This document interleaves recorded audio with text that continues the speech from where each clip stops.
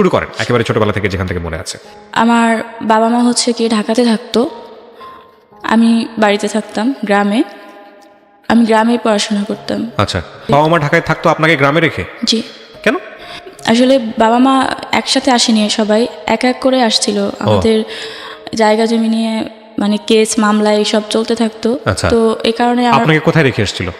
আমাদের বাড়িতেই। বাড়িতে বলতে আপনাকে কারো দায়িত্বে রেখে আসছে? না, আমাদের ঘরেই আমি থাকতাম। শুধু আপনি থাকতেন? জি। এটা কত বছর বয়সের গল্প? এটা ধরেন আমি যখন 2-3 এরকম সময়। একা একা? হ্যাঁ। রাতেও আপনি একা ঘুমাতেন? না, আমার আপার হচ্ছে গিয়ে পাশে বিয়ে দেওয়া হয়েছে। আপনার বড় আপাকে? হ্যাঁ। হ্যাঁ। তো ওখানে খাওয়া দাওয়া বা ওখানে রাতে থাকতাম, কিন্তু আমাদের বাড়ির দেখভাল বা আপনার দায়িত্ব হ্যাঁ। ছিল। তখন আপনি ক্লাস 2-তে পড়েন? জি। স্কুলে যেতেন ওই সময়টাতে? হ্যাঁ। স্কুলে যেতেন। বাবা মা তখন ঢাকায় ছিল? জি। মানে কেসের মামলা টামলা এইসবের কারণে জি। ধরা পড়ে যেতে পারে, এই কারণে তারা জি। ঢাকায় ছিল। আচ্ছা, কয় ভাই বোন আপনারা? 5 ভাই বোন। 5 ভাই বোন। আপনার পজিশন? আমি হচ্ছে 3 নাম্বার। 3 নাম্বার। ওকে, বলে যান তারপর। তো তারপরে হচ্ছে কি এর মধ্যে আমার পড়াশোনা এইভাবে, তো আমার আব্বা আম্মার কাছে আমি আসা যাওয়া করতাম। তারপরে আমি যখন 4-এ উঠি তখন আমিও ঢাকায় চলে আসি। আচ্ছা। ঢাকায় চলে আসার পরে এখান থেকে আমি 7 পর্যন্ত পড়াশোনা করি। তারপরে আমি বাড়িতে চলে যাই, আমার আব্বা আম্মাও চলে যায়। চলে যাওয়ার পরে ওইখানে আমি অনেক কষ্টে ওইখান থেকে আইসা যেখানে আমরা ছিলাম সেখানে আইসা এইটা পরীক্ষা দিই। পরীক্ষা দেওয়ার পর 9 সালে আমি 8 পাস করি। আচ্ছা। তো তারপরে বাড়িতে যাওয়ার পরে আমার আব্বা যেটা বলে যে আমাকে মাদ্রাসায় দিবে। আমি 12 সালে হচ্ছে গিয়ে কওমি মাদ্রাসা থেকে কারিয়ানা পাস করি। তো তারপরে যখন কারিয়ানা পাস করি তখন এর মধ্যে আমার আব্বা হচ্ছে গিয়ে আমার চাচার জায়গা জমি বিক্রি করে দিবে। তো আমার চাচা আর ফুফি 2 জন মিলে তাদের জায়গা জমি বিক্রি করে দেবে, আমার আব্বাকে জানায়। তো আমার আব্বা তখন তো টাকা ছিল না, তো যেভাবে হোক একজনের কাছ থেকে আপনার সুদের মাধ্যমে টাকা আনে। টাকা আইনা তারপরে ওই টাকা দিয়ে ওই জমিগুলো কিনে, আমার চাচার জমি আর হচ্ছে ফুফির। তো কেনার পরে যে তার কিন্তু দলিল নেয় না, টাকা পয়সা সব কিছু দিয়ে দেয়, দলিল নেয় না যে আপন ভাই তাই। তো তার কিছুদিন পরে আমার আব্বা জানতে পারে যে আমার ওই চাচা আর ওই ফুফি হচ্ছে কি আমার চাচা তো চাচার কাছে জায়গা জমি বিক্রি করে দিছে, তাদেরকে দলিল দিয়ে দিছে আর কি। তো এটা জানতে পারার পরে আমাদের যে সমস্যাগুলো হয়, আর্থিক সমস্যাগুলো খুব ভাবে। ওই সুদের টাকা এগুলো দিতে হয়, প্রত্যেক মাসে অনেক টাকা সুদ হয়। তখন হচ্ছে 1000-এ 100 টাকা সুদ হইতো। আচ্ছা। তো অনেক টাকা আইনা ওই জায়গা কিনছে, সেই টাকার সুদ দিতে দিতে হচ্ছে কি আমাদের আর্থিক অবস্থা এমন হয় যে আমাদের খাবারেরও প্রবলেম হয়ে যায়। যে এরকম একটা অবস্থা হয়, তখন তো ঘরে অনেক অশান্তি ঝগড়াঝাটি, সারাক্ষণই আব্বা আর মা হচ্ছে ঝগড়াঝাটি লাগিয়েই থাকতো, আমি যেটা দেখতাম। তখন আমার বয়স তেমন না, 14-15 বছর এরকম। তো আমার আব্বা হচ্ছে গিয়ে মানে কয়েক জায়গা থেকে আমার দেখতে আসে, বিয়ের কথা বলে। তো এই মুহূর্তে আর কি যেটা হয় যে আমার বিয়েটা হয় না, এই আর্থিক সমস্যাগুলো মানুষ দেখতে পায়। তারপরে আর একটা সমস্যা দেখতে পাই, সেটা হচ্ছে যে আমার মা তো আমার কাছে ছিল না, তো এই জন্য আমি কোনো কাজকর্মও জানতাম না। আচ্ছা। বা আমি কোনো কাজকর্ম করতাম না, তাছাড়াও আমি দেখতে কালো। তো সব কিছু মিলে আর কি আমার বাবা আমার বাবা অনেক ঋণ হয়ে গেছে, এটাও জানতে পারে সবাই। তো এটা জানতে পারার পরে আমার যেখান থেকে দেখতে আসে দেখে যায়, কিন্তু আসলে কিছু হয় না। তো আর আমার ওই চাচি যে ছিল আর কি, ওই চাচি হচ্ছে সেই যারা দেখতে আসতো তাদের বাড়িতে পর্যন্ত চাইতো। আচ্ছা। তাদের বাড়িতে গিয়ে বলে আসতো যে মেয়ে তো কোনো কাজ জানে না, বা মেয়ে কিন্তু অসুস্থ, হ্যাঁ মেয়ে কিন্তু হচ্ছে গিয়ে এরকম পড়াশোনা করে নাই কিছু। তো এরকম বলার পরে আর কি হতো না। তো এই নিয়ে আমার মা অনেক সময় দেখতাম আমার সাথে খারাপ ব্যবহার করতো। আমার কোনো দোষ ছিল না যদিও। তো আসলে দোষ হচ্ছে এটাই যে আমাদের আর্থিক সমস্যা ছিল। তো মা এরকম বলতো। তারপরে একদিন আমি জানতে পারছি, মা বলছে যে আমি হইছি পারে নাকি মা অনেক কান্নাকাটি করছিল, কারণ আমি হইছি পারি নাকি বোঝা গেছে যে আমি কালো হব। তো আমার ভাই বোন কেউ কালো নাই, তো আমি কালো হয়েছি এটা দেখার পর নাকি আমার মা কান্না করছিল, কাঁদছিল, এটা আমার একদিন বলছে। বলার পরে যখন বিয়েগুলো ভেঙে যাচ্ছিল তখন আমার মা ওইভাবেই আমার বুঝাইতে চাইতেছিল যে তুই কালো হয়েছিস সে কারণে। হ্যাঁ, আমি কালো হয়েছি সে কারণে। তো এটা যখন আমি বুঝতে পারি তখন আমি আসলে বাড়ি থেকে চলে আসতে চাই, কিন্তু বাড়ি থেকে চলে আসবো আমি ওই সময় এটা বুঝতাম না যে আমি যে মাদ্রাসা নিয়ে পড়াশোনা করছি, এখানে তো কোনো সার্টিফিকেট নাই বা এই পড়াশোনার কোনো মূল্য নাই, বা এটা দিয়ে যে আসলে আমি আর কোনো কাজকর্ম করতে পারবো না বা চাকরি বাকরি করতে পারবো না, এটা কোনো সার্টিফিকেট হয় না, এটা আমি তখন বুঝতাম না। তো তারপরে 12 সালের শেষে সর্বপ্রথম আমার ঢাকায় আসা। আমার মা যেখানে ছিল ঢাকাতে, সেখানে একটা মেয়ের সাথে আমার পরিচয় ছিল। তো ওই মেয়ের মাধ্যমে আমি ঢাকায় আসি, ওর সাথে ফোনে কথা বলছিলাম। তো তারপরে ওর কাছে ঢাকায় আসি।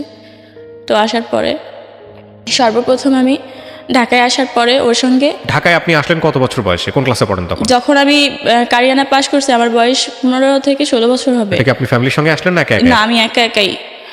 একা একা কেন আসলেন ঢাকাতে? আপনি বলে এসেছিলেন যে আমি ঢাকায় যাচ্ছি? হ্যাঁ, বলে আসছি আমার মাকে। আমাকে অনুমতি দিয়েছে?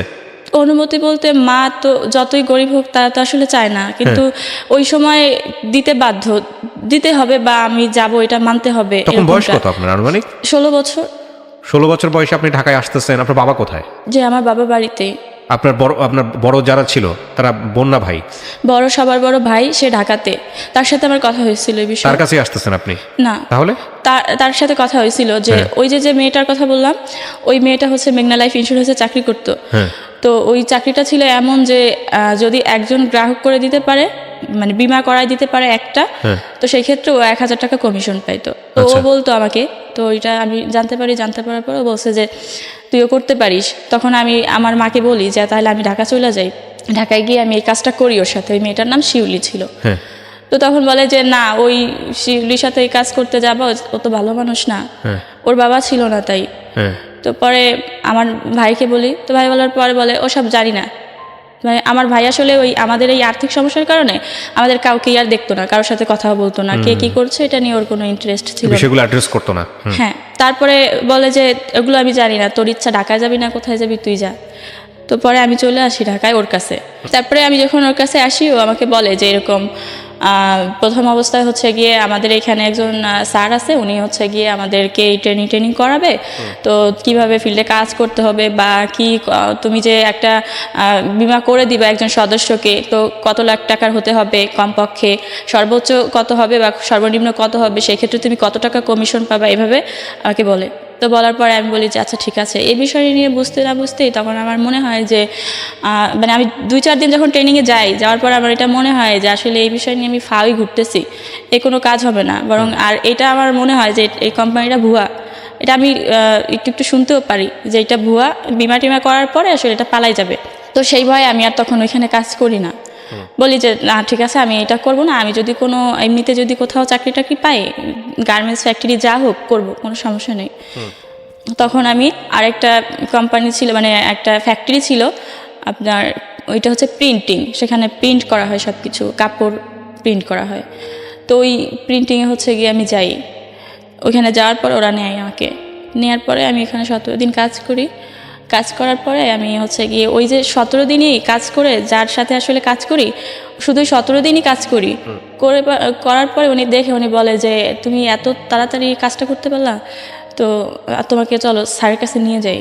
পরে ওই স্যারের কাছে আমাকে নিয়ে যায় যে ও তো এই মেশিনটা চালাইতে পারে। তারপরে আমি ওইখানে যাওয়ার পরে যখন স্যারের সাথে কথা বলা দেয়, তখন উনি হচ্ছে গিয়ে দেখার পরে আমাকে ওই কাজটা দেয়, বলে যে ঠিক আছে, ও তো তাড়াতাড়ি কাজ শিখছে, তার মানে অনেক ভালো কাজ করতে পারবে, এই কাজটা তাহলে দাও। ওইখানে কাজ করি।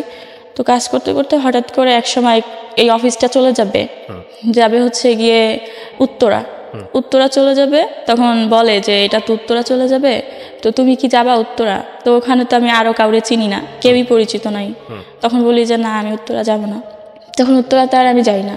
তো ইতিমধ্যে যেটা হয় যে এই অফিসটা যখন চলে যাওয়ার পরে আমি অনেক দিন চাকরি ছিল না, এটা কিন্তু 13 সালে। তো চাকরি ছিল না, তো 2-3 মাস হয়ে যায় চাকরি নাই, আমি বসে থাকি। টাকা পয়সা পেতেন কোথায়, খাইতেন কি? এতদিন তো ওই যে ওইখানে চাকরি জমাইছিলেন, করতাম। এটা দিয়ে থাকতেন কোথায় আপনি? ওই মেয়েটার বাসায়। শিউলির বাসায়? জি। শিউলির আত্মীয় স্বজন বলতে কেউ ছিল না? বাবা ছিল না, মা ছিল। মা, শিউলি এবং আপনি 3 জন মিলে জি। একসাথে থাকতেন? জি। কোথায় থাকতেন আপনার পরিবার জানতো? জি। জানতো? হ্যাঁ, ঠিকানা সব মার জানতো? সাথে কথা হইতো। ওকে, তারপরে আর কি 2-3 মাস যখন কাজ থাকে না, তখন আমি এই বিভিন্নভাবে কাজকর্ম খুঁজি, বা একটা সময় দেখা যায় যে আমি আর টাকা দিতে পারতেছি না শিউলিকে। তো তখন অনেক কষ্ট হইতো বা কি করব। তো এই কারণে একদিন আমি রাস্তায় বসে থাকি। তো বসে থাকি, পরে মানে চাকরি খুঁজতে খুঁজতে আমি আসলে একটু নার্ভাস হয়ে যাই, তো আমি বসে থাকি যে কি করবো এখন আমি। তো ওই মুহূর্তে একটা লোক আসে, এসে আমাকে 2-3 বার জিজ্ঞেস করে যে তুমি এখানে অনেকক্ষণ ধরে বসে আছো, তো কি তুমি কি কোনো কাজকর্ম করো না কি? তো তখন ওনাকে বলি যে না, আমার কিছু হয় নাই। তো উনি বলে যে আচ্ছা বলতে পারো, তুমি বলতে পারো, সমস্যা নেই। তো তখন আমি বলি যে হ্যাঁ আমি কাজ করি, বাট এখন কাজ নাই, বা আমি এরকম বসে আছি, চাকরি খুঁজতে গেছিলাম এক জায়গায়, তাই কষ্ট হয়েছে, তাই বসে আছি। তখন উনি বলে যে আচ্ছা ঠিক আছে, আমি হচ্ছে গিয়ে একটা গার্মেন্টসের পিএম, আমি হচ্ছে গিয়ে ওই গার্মেন্টসটার নাম বলে যে আমি তো এই গার্মেন্টসের পিএম, তো তুমি চাইলে এই গার্মেন্টসে ঢুকতে পারো। তখন আমি বলি যে আমি তো কোনো কাজ জানি না গার্মেন্টসে, বা গার্মেন্টস আমি কখনো দেখিও নাই। তখন উনি বলে যে আচ্ছা ঠিক আছে, আর তোমার জানা লাগবে না, আমাদের অফিসে এখন বর্তমানেই একজন মেয়ে লাগবে যে নিডেল ম্যান পোস্টে নিডেল সাপ্লাই করবে। তো তোমাকে শুধু মেশিনের নামগুলো মুখস্থ করতে হবে, জানতে হবে। যখন যেই মেশিনের জন্য নিডেল নিতে আসবে, তখন ওই মানে ওই মেশিনের নিডেলগুলো তোমাকে সাপ্লাই করতে হবে, বাট ওইগুলো এন্ট্রি করে রাখতে হবে, এটা বলে। তো বলার পরে যে বলে যে কিন্তু ঠিক আছে, তোমার কাগজপত্র নিয়ে তুমি আমার সাথে যোগাযোগ করো। তখন আমি বলছি যে আমি আপনার সাথে যোগাযোগ করবো কীভাবে? বলে যে তো আমার ফোন নাম্বার তোমারে দিয়ে যাব, তুমি কালকে কাগজপত্র তৈরি করে আমার ফোন দিবা। পরে আমি বলছি আচ্ছা ঠিক আছে। পরে আমি কাগজপত্র তৈরি করি, উনি যা যা বলে, বলার পরে ওনাকে ফোন দিই, উনি নাম্বার দিয়ে যায়। তো উনি আমাকে বলে যে আচ্ছা ঠিক আছে, আমি হচ্ছে গিয়ে এখানে আসি, জায়গার নাম বলে যে আমি মহাখালীতে আছি, তুমি আসো। তো আমি মহাখালীতে যাই কাগজপত্র নিয়ে। তো যাওয়ার পরে যেটা হয় যে উনি আমাকে বলে যে আচ্ছা ঠিক আছে, উনি গাড়ি নিয়ে আসে, হ্যাঁ বাইক নিয়ে আসে। তো উনি বলে যে তুমি বাইকে উঠতে পারো। তখন আমি বলি যে আচ্ছা আমি তো বাইকে উঠবো, কিন্তু কেন, আমি হাইটে যাই, আর তো বেশি দূরে না। তখন উনি বলে যে না, গাড়িতে গেলে তো 1 মিনিট লাগবে, আর তুমি হাইটে গেলে মিনিমাম 20-25 মিনিট সময় লাগবে, আমার তো এত সময় তোমার দেওয়ার মতো নাই। তো তারপরে আমি ওনার গাড়িতে উঠি। তো ওঠার পরে উনি হচ্ছে গিয়ে আমাকে নিয়ে যায়।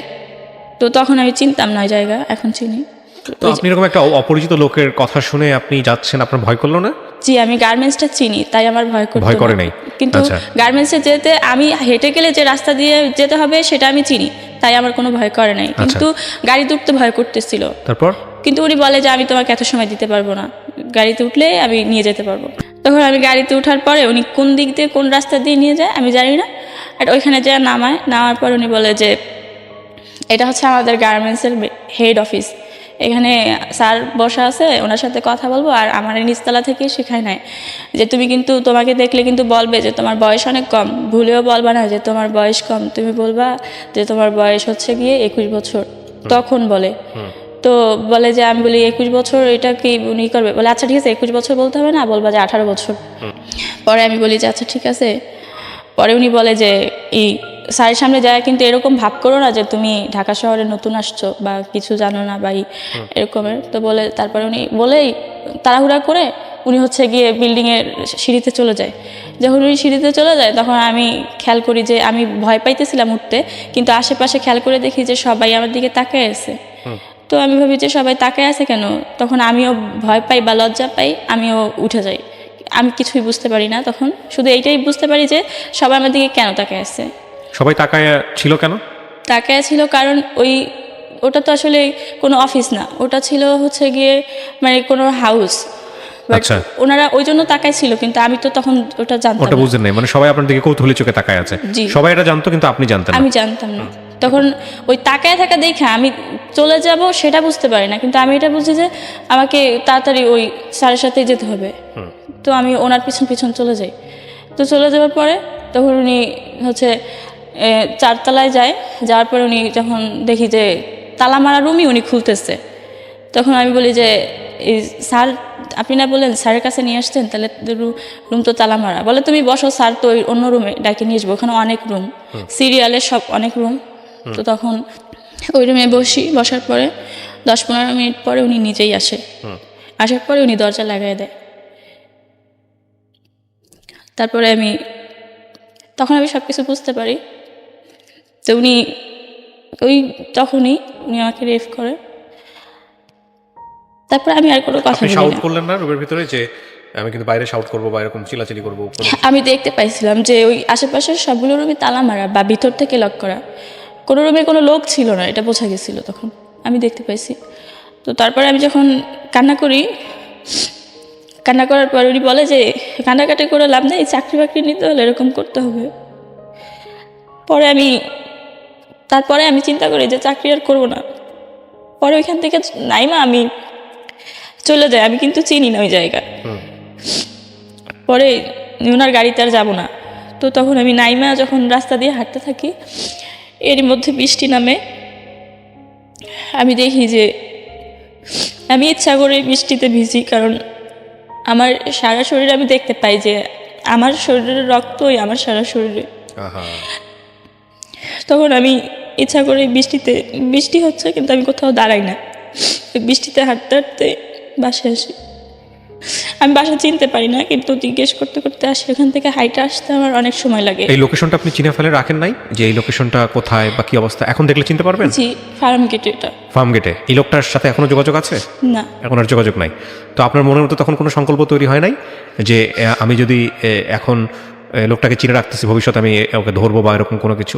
ওরকম কোনো কিছু তৈরি হয় নাই? যা হয়েছে সেটাই বলেন, মনের ভিতরে যা হয়েছে। লোকটাকে আমি চিনে রাখছি, এখনো দেখলে চিনতে পারবো। কিন্তু তখন তো উনি জাস্ট ওনার একটা ফোন নাম্বার দিছে আমাকে, আর কিছুই তো না। আসলেই কি উনি গার্মেন্টসে চাকরি করতো কিনা বা কোনো গার্মেন্টসের পিয়ন ছিল কিনা সেটা তো আমি আজও জানি না। কিন্তু আপনাকে যেখানে নিয়ে গেছে এই ফ্ল্যাটের চাবি ওনার কাছে ছিল, ওই ফ্ল্যাটটা তো আপনি দেখলে এখনো আইডেন্টিফাই করতে পারবেন। আমি এই গল্পটা শুনিয়ে, আমি জানি অনেক মানুষ এই গল্পটা শুনে, আমি কিছু আইডিয়ার জিনিসগুলো খুলতে চাই। প্রথম কথা হচ্ছে আপনি ঢাকা শহরে এসেছেন পেটের দায়ে, আপনার পরিবারও আপনি কালো বলে লাঞ্ছিত হয়েছেন, কিন্তু আপনার দ্বারা এরকম একটা ঘটনা ঘটলো। ঢাকা শহর একটা আজব শহর, বিশেষ করে যারা নতুন আসেন এখানে, তাদের জন্য 2-4-5 বছর লেগে যায় শুধুমাত্র এই শহরটা বুঝতে, শহরের মানুষদেরকে বুঝতে। তারপরেও অনেকে বুঝে উঠতে পারে না। তো সেই জায়গাটা থেকে আপনি প্রথম কয়েক মাসের মধ্যে যে রকমের একটা অভিজ্ঞতায় মুখোমুখি হলেন, আপনার জায়গাটায় অন্য কেউ থাকলে কি করতে আমি জানি না, তবে অবশ্যই ওই জায়গাটাকে লোকেট করা উচিত ছিল যে এই জায়গাটা এরকম, এখানে এটা হয়েছে। আপনার ওইটা কি কিছুই মাথায় আসে নাই ওই সময়টাতে?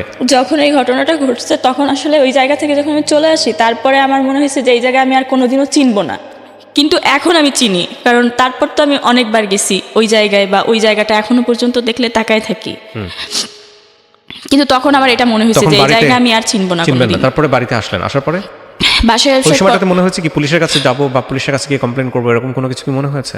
না, মনেই হয় নাই, একবার মনে হয়নি। কারণ তখন আমি এত কিছু বুঝি না, আর তাছাড়া এটা বুঝি যে এই বিষয় নিয়ে কারো কাছে যদি কিছু বলি আমার হয়তো আরও সমস্যা বাড়বে, কমবে না, বা বলার মতো হয়তো কেউ এখানে আমার নাই যে বলবো। পয়েন্ট করবেন এই জিনিসগুলা। আমাদের রাষ্ট্র, আমাদের সমাজ, আমাদের সামাজিক নিরাপত্তা বলয় এখনও একটা ভিকটিমের জন্যে এতটা আস্থার জায়গা তৈরি করতে পারেনি যে একটা মেয়ে 16 বছর বয়সে, 17 বছর বয়সে রেপ হলো, সে প্রথমেই চিন্তা করবে যে পুলিশের কাছে যাব, পুলিশের কাছে গিয়ে বিচার চাবো। এই আস্থার জায়গাটা যে আমাদের কত বছর লাগবে, কত দশক পার হয়ে যাবে, যে একটা বিপদে পড়লেই সঙ্গে সঙ্গে পুলিশের কাছে যাওয়া, পুলিশের কাছে গিয়ে খুলে বলা, পুলিশের কাছে গিয়ে অন্তত জানানো, কবে তৈরি হবে? এত দিক থেকে উন্নতি হচ্ছে দেশের, কিন্তু এই জায়গাগুলো কেন উন্নত হচ্ছে না বলেন? তারপরে বাসায় আসার পরে আমি খুব অসুস্থ, আমার খুব জ্বর আসছে। কারোর সাথে শেয়ারও করেন নাই? না, পরে রুমের ওই মেয়েটা বলি যে আমি অসুস্থ, পরে ও বুঝতে পারে যে অসুস্থ, এইটাই, ওসব কিছু বলি না। তো এরই মধ্যে আমি আর একটা বিষয় জানতে পারি যে এই মেয়েটার তো বাবা নাই। তো এই মেয়েটা আসলে তেমন একটা ভালো মানুষ না। এই মেয়েটা, আমি তখন বিশ্বাস করতাম না, কিন্তু আমি দেখতাম বিভিন্ন সময়, আমি তো রুমে থাকতাম, আমি দেখতাম যে কোনো কাগজে কেউ হয়তো ওই অ্যাড্রেস দিয়ে যেত কিছু জায়গার, এই কোন রোডে বা কত নাম্বার হাউস, তারপরে রুম নাম্বার কত, এরকমের। তো একদিন হচ্ছে গিয়ে আমি এটা কাগজটা খোলার পরে আমি দেখতে পাই যে এরকম। তো আমি তখনও এই জিনিসগুলো বুঝতে পারি না। তো আমি তারপরে যেটা হয় যে ও একদিন ফোনে বলে যে ও যাবে। তখন ওই ফোনে যার সাথে কথা বলছিল সে কি বলে আমি জানি না, তবে ও এটা বলে যে না, আমি খারাপ মানুষ, বাট আমি খারাপ বলে যে আমার সাথে কেউ থাকলেই সে খারাপ তা কিন্তু না। আর তুমি যার কথা বলছো সে খারাপ মানুষ না, সে ভালো মানুষ। তো আমি এর জন্য তোমার কোনো সহযোগিতা করতে পারবো না, সরি। তো এটা বলার পরে তখন আমি অনেকটা বুঝতে পারি যে আমার বিষয়ে হয়তো কোনো কথা হচ্ছিল ওই ফোনে যার সাথেও কথা বলতেছিল। আর ওই কাগজটা দেখে আমি এতটুকু বুঝতে পারছিলাম যে আমি যে জায়গাটায় গেছিলাম, যেখানে যাওয়াতে আমার এই সমস্যাটা হয়েছে, তো ও হয়তো এরকম কিছু একটাই করে, আমার এটা মনে হয়েছিল। আচ্ছা। তো আমি তখন আশেপাশে কিছু মানুষের কাছে শুনতাম, সব কিছু মিলে আমার এরকম একটা ধারণা হয়েছিল। কিন্তু হওয়ার পরেও আমার কিছু করার ছিল না, কারণ আমি ও তো আমার সাথে আসলে খারাপ কিছু করে নাই। তো আমি ওখানে থাকি, কিন্তু এরই মধ্যে পাশের রুমের একটা লোক হচ্ছে গিয়ে বলে যে ও হচ্ছে গিয়ে ও ভালো মানুষ কিভাবে বুঝবো, ও তো তুমি তো আসলে জামা কাপড় পরে খোলামেলা অবস্থায় যাও এই কাজে, বাট ও তো বোরখা টোরকা পরে হচ্ছে গিয়ে জুতা মোজা টুজা পরে যায়, তাহলে ও কোথায় যায় তাই বা কিভাবে বুঝবো, বা ও যে কোথাও ভালো। আমার কথা বলা হচ্ছে, কারণ আমি মাদ্রাসার সমস্ত কিছু এরকম ভাবে মেইনটেইন। জি, আমি তো মাদ্রাসার ছাত্রী ছিলাম। জি। তো পর্দাটা আর কি মেনটেন করতাম। তো পরে এই কথা বলার পরে তখন ওই লোকটা এই কথাগুলো বলার পরে হচ্ছে গিয়ে ও বলে, ওই মেয়েটা বলে যে তুমি হচ্ছে গিয়ে ভালো কাজে যদি যাও তাহলে হচ্ছে গিয়ে একটা কাজ করো, এই বোরকা টোরকা আর পরার দরকার নাই, এগুলো বাদ দিয়ে দাও, এগুলো পরে গেলে তোমার চাকরিও কোথাও হবে না। তাছাড়া আমারও বাসা থেকে অনেকভাবে এরকম কথাবার্তা শুনতে হয়, আমার পরিচিত লোকজন তোমার নিয়ে এরকম কথাবার্তা বলে, তো হয় তুমি বোরখা ছেড়ে দাও, নাইলে আমার বাসা থেকে চলে যাও, আমি চাই না তোমার ক্ষতি হোক। এই মহিলা বলে। তখন আমি বোরখা টোরকা সব কিছু খুলে ওই দিন আর কি ব্যাগে রেখে দিই। আচ্ছা। এবং সেই কেন মনে হয়নি যে বাড়ি ফিরে যাব, গ্রামে চলে যাই? বাড়ি ফিরে যাব এটা কখনো মনে হয় এই জন্য, কারণ আমি তো বুঝতে পারতাম যে মা আমার জন্য কষ্ট পাইতেছে, যতই আমার সাথে বলুক যে আমার দোষারোপ করুক, কিন্তু আসলে দোষ তো আমার না, আমি কালো তাও না, দোষ হচ্ছে আমাদের আর্থিক সমস্যাটাই। ওকে, তারপর? তো সেই আর্থিক সমস্যা তো আর সমাধান হয় নাই যে আমি সেখানে যাব, এটা আমার তখন বারবার মনে হইতো। আচ্ছা। তো তারপরে আমি তখন বোরখা রেখে দিই, রেখে দেওয়ার পরে তো তারপরে জামা কাপড় পরতে থাকি। এরই মধ্যে ওর মার অফিসে আর কি আমার একটা চাকরি হয়। তো ওর মার অফিসে যখন চাকরি হয় তখন ওই চাকরিটা করি। তো 5-6 মাস করার পরে তারপরে আবার ওরা যে টাকা টোকা পাইতো আমার কাছে এতদিনের সব টাকা দিয়ে দিই। দিয়ে দেওয়ার পরে এর মধ্যে হচ্ছে গিয়ে আমার কোম্পানিতে চাকরি হয়, এটা 14 সালে। কোম্পানিতে যখন চাকরি হয় ওখানে হচ্ছে গিয়ে HR হিসেবে সেলসে সিগারেট সেলস করতে হবে। আমি এখানে যাই, তারপরে 7 দিন ট্রেনিং করি। 7 দিন ট্রেনিং করার পর আবার হচ্ছে গিয়ে ডিউটি পড়ে হচ্ছে গিয়ে কারণ বাজার ট্রাক স্টেশন রেল স্টেশন না পুরাটা নিয়ে একটা এরিয়া আর কি। তো ওইখানে কাজ করি। তো ওইখানে হচ্ছে গিয়ে তখন 14 সালের কথা বলছি, তখন ওই ট্রাকে পুরা মানে রাস্তাঘাট পুরাটাই ট্রাক ছিল, জায়গাগুলো খুব অদ্ভুত ছিল, যে মানে সচরাচর আসলে একটা মেয়ে যে এখানে প্রত্যেকটা দোকানে দোকানে গিয়ে সিগারেট সেলস করবে এরকম সাহস আসলেই দিনের বেলাতেও হতো না। আর সেখানে আমার হচ্ছে গিয়ে 10 প্যাকেট সিগারেট হচ্ছে গিয়ে সেলস করার কথা ছিল কোম্পানির সাথে, সেলস না করতে পারলেও কোম্পানিকে টাকা জমা দিতে হবে, এরকম একটা কথা। তো আমি ওই সিগারেট আসলে সেলস করতে থাকতাম ওই এলাকাতেই। তো যখন আমি করতে পারতাম না তখন ওই কোম্পানিতেই একটা মেয়ে চাকরি করতো, ওর সাথে একটু পরিচয় হয়েছিল ওই কোম্পানিতে যাওয়ার পর। তো ও খুব ভালো সেল করতে পারতো, কিন্তু ও সেল করতো হচ্ছে করাইল বস্তিতে। তো ওইখানে ও যখন সেল করতো তখন ওরে আমি ফোন করে রিকোয়েস্ট করতাম যে আমি তো সিগারেট সব সেল করতে পারি নাই, আমার এখনও 4 প্যাকেট বা 5 প্যাকেট আছে, আমি এখন এগুলো কী করব? তখন ও বলতো যে তুই নিয়ে আয় লাগলে এখানে, আমি সেল করে দিব না। তো পরে আমি সেই ওর কাছে যাইতাম হাঁটতে হাঁটতে, কারণ বাজার থেকে সেই TNT ওখানে যাইতাম।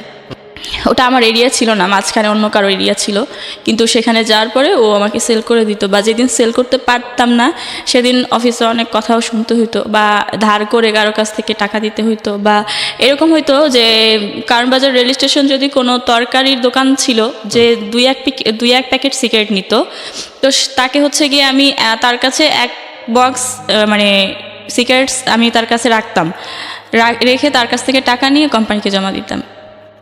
তো তারপর কোম্পানি জানতো যে আমি খুব ভালো কাজ করি, প্রথম অবস্থায় যেহেতু আমি টার্গেট ফিল আপ করতে পারি তো তাহলে খুব ভালো কাজ করি, কিন্তু আসলে আমি ভালো করতে পারতাম না। তো এই কাজ করতে করতে রাস্তাঘাটে আমার অনেক সমস্যা হইতো। কারণ বাজার অনেক সময় দেখা যেত যে আমি সিগারেট সেল করতে পারি নাই, 8টা-9টা বেজে যাইতো রাত, আমি টাকা ম্যানেজ করতে পারি নাই। তো সেই ক্ষেত্রে দেখা যেত যে রাস্তাঘাটে অনেক ছেলেরা আটকাইতো, যে আমার সিগারেটের নাম ছিল হচ্ছে রেলি আর ম্যারিস। তো বলতো যে যে এই রেলি আসো খেলি, এগুলো সেল করার তোমার দরকার নেই, এরকম বলতো। তখন পরে আমি ভাবি যে এই কাজগুলো আর করবো না, আমি এই সিগারেট সেলস করার প্রয়োজন নেই। তো একটা কথা বলি নাই, সেটা হচ্ছে যে আমি ঢাকাতে আসার আগে থেকেই, আমি যে 12 সালে ঢাকায় আসি, এর আগে আমার মা যখন ঢাকায় থাকতো তখন আমি আসতাম ঢাকাতে, তখন আমি হচ্ছে 7 বা 8-এ পড়ি এরকম। তো তখন একটা ছেলে আমার পছন্দ করতো, ওই মা যেখানে থাকতো ওইখানে, কিন্তু ওই ছেলেটা হচ্ছে গিয়ে হিন্দু।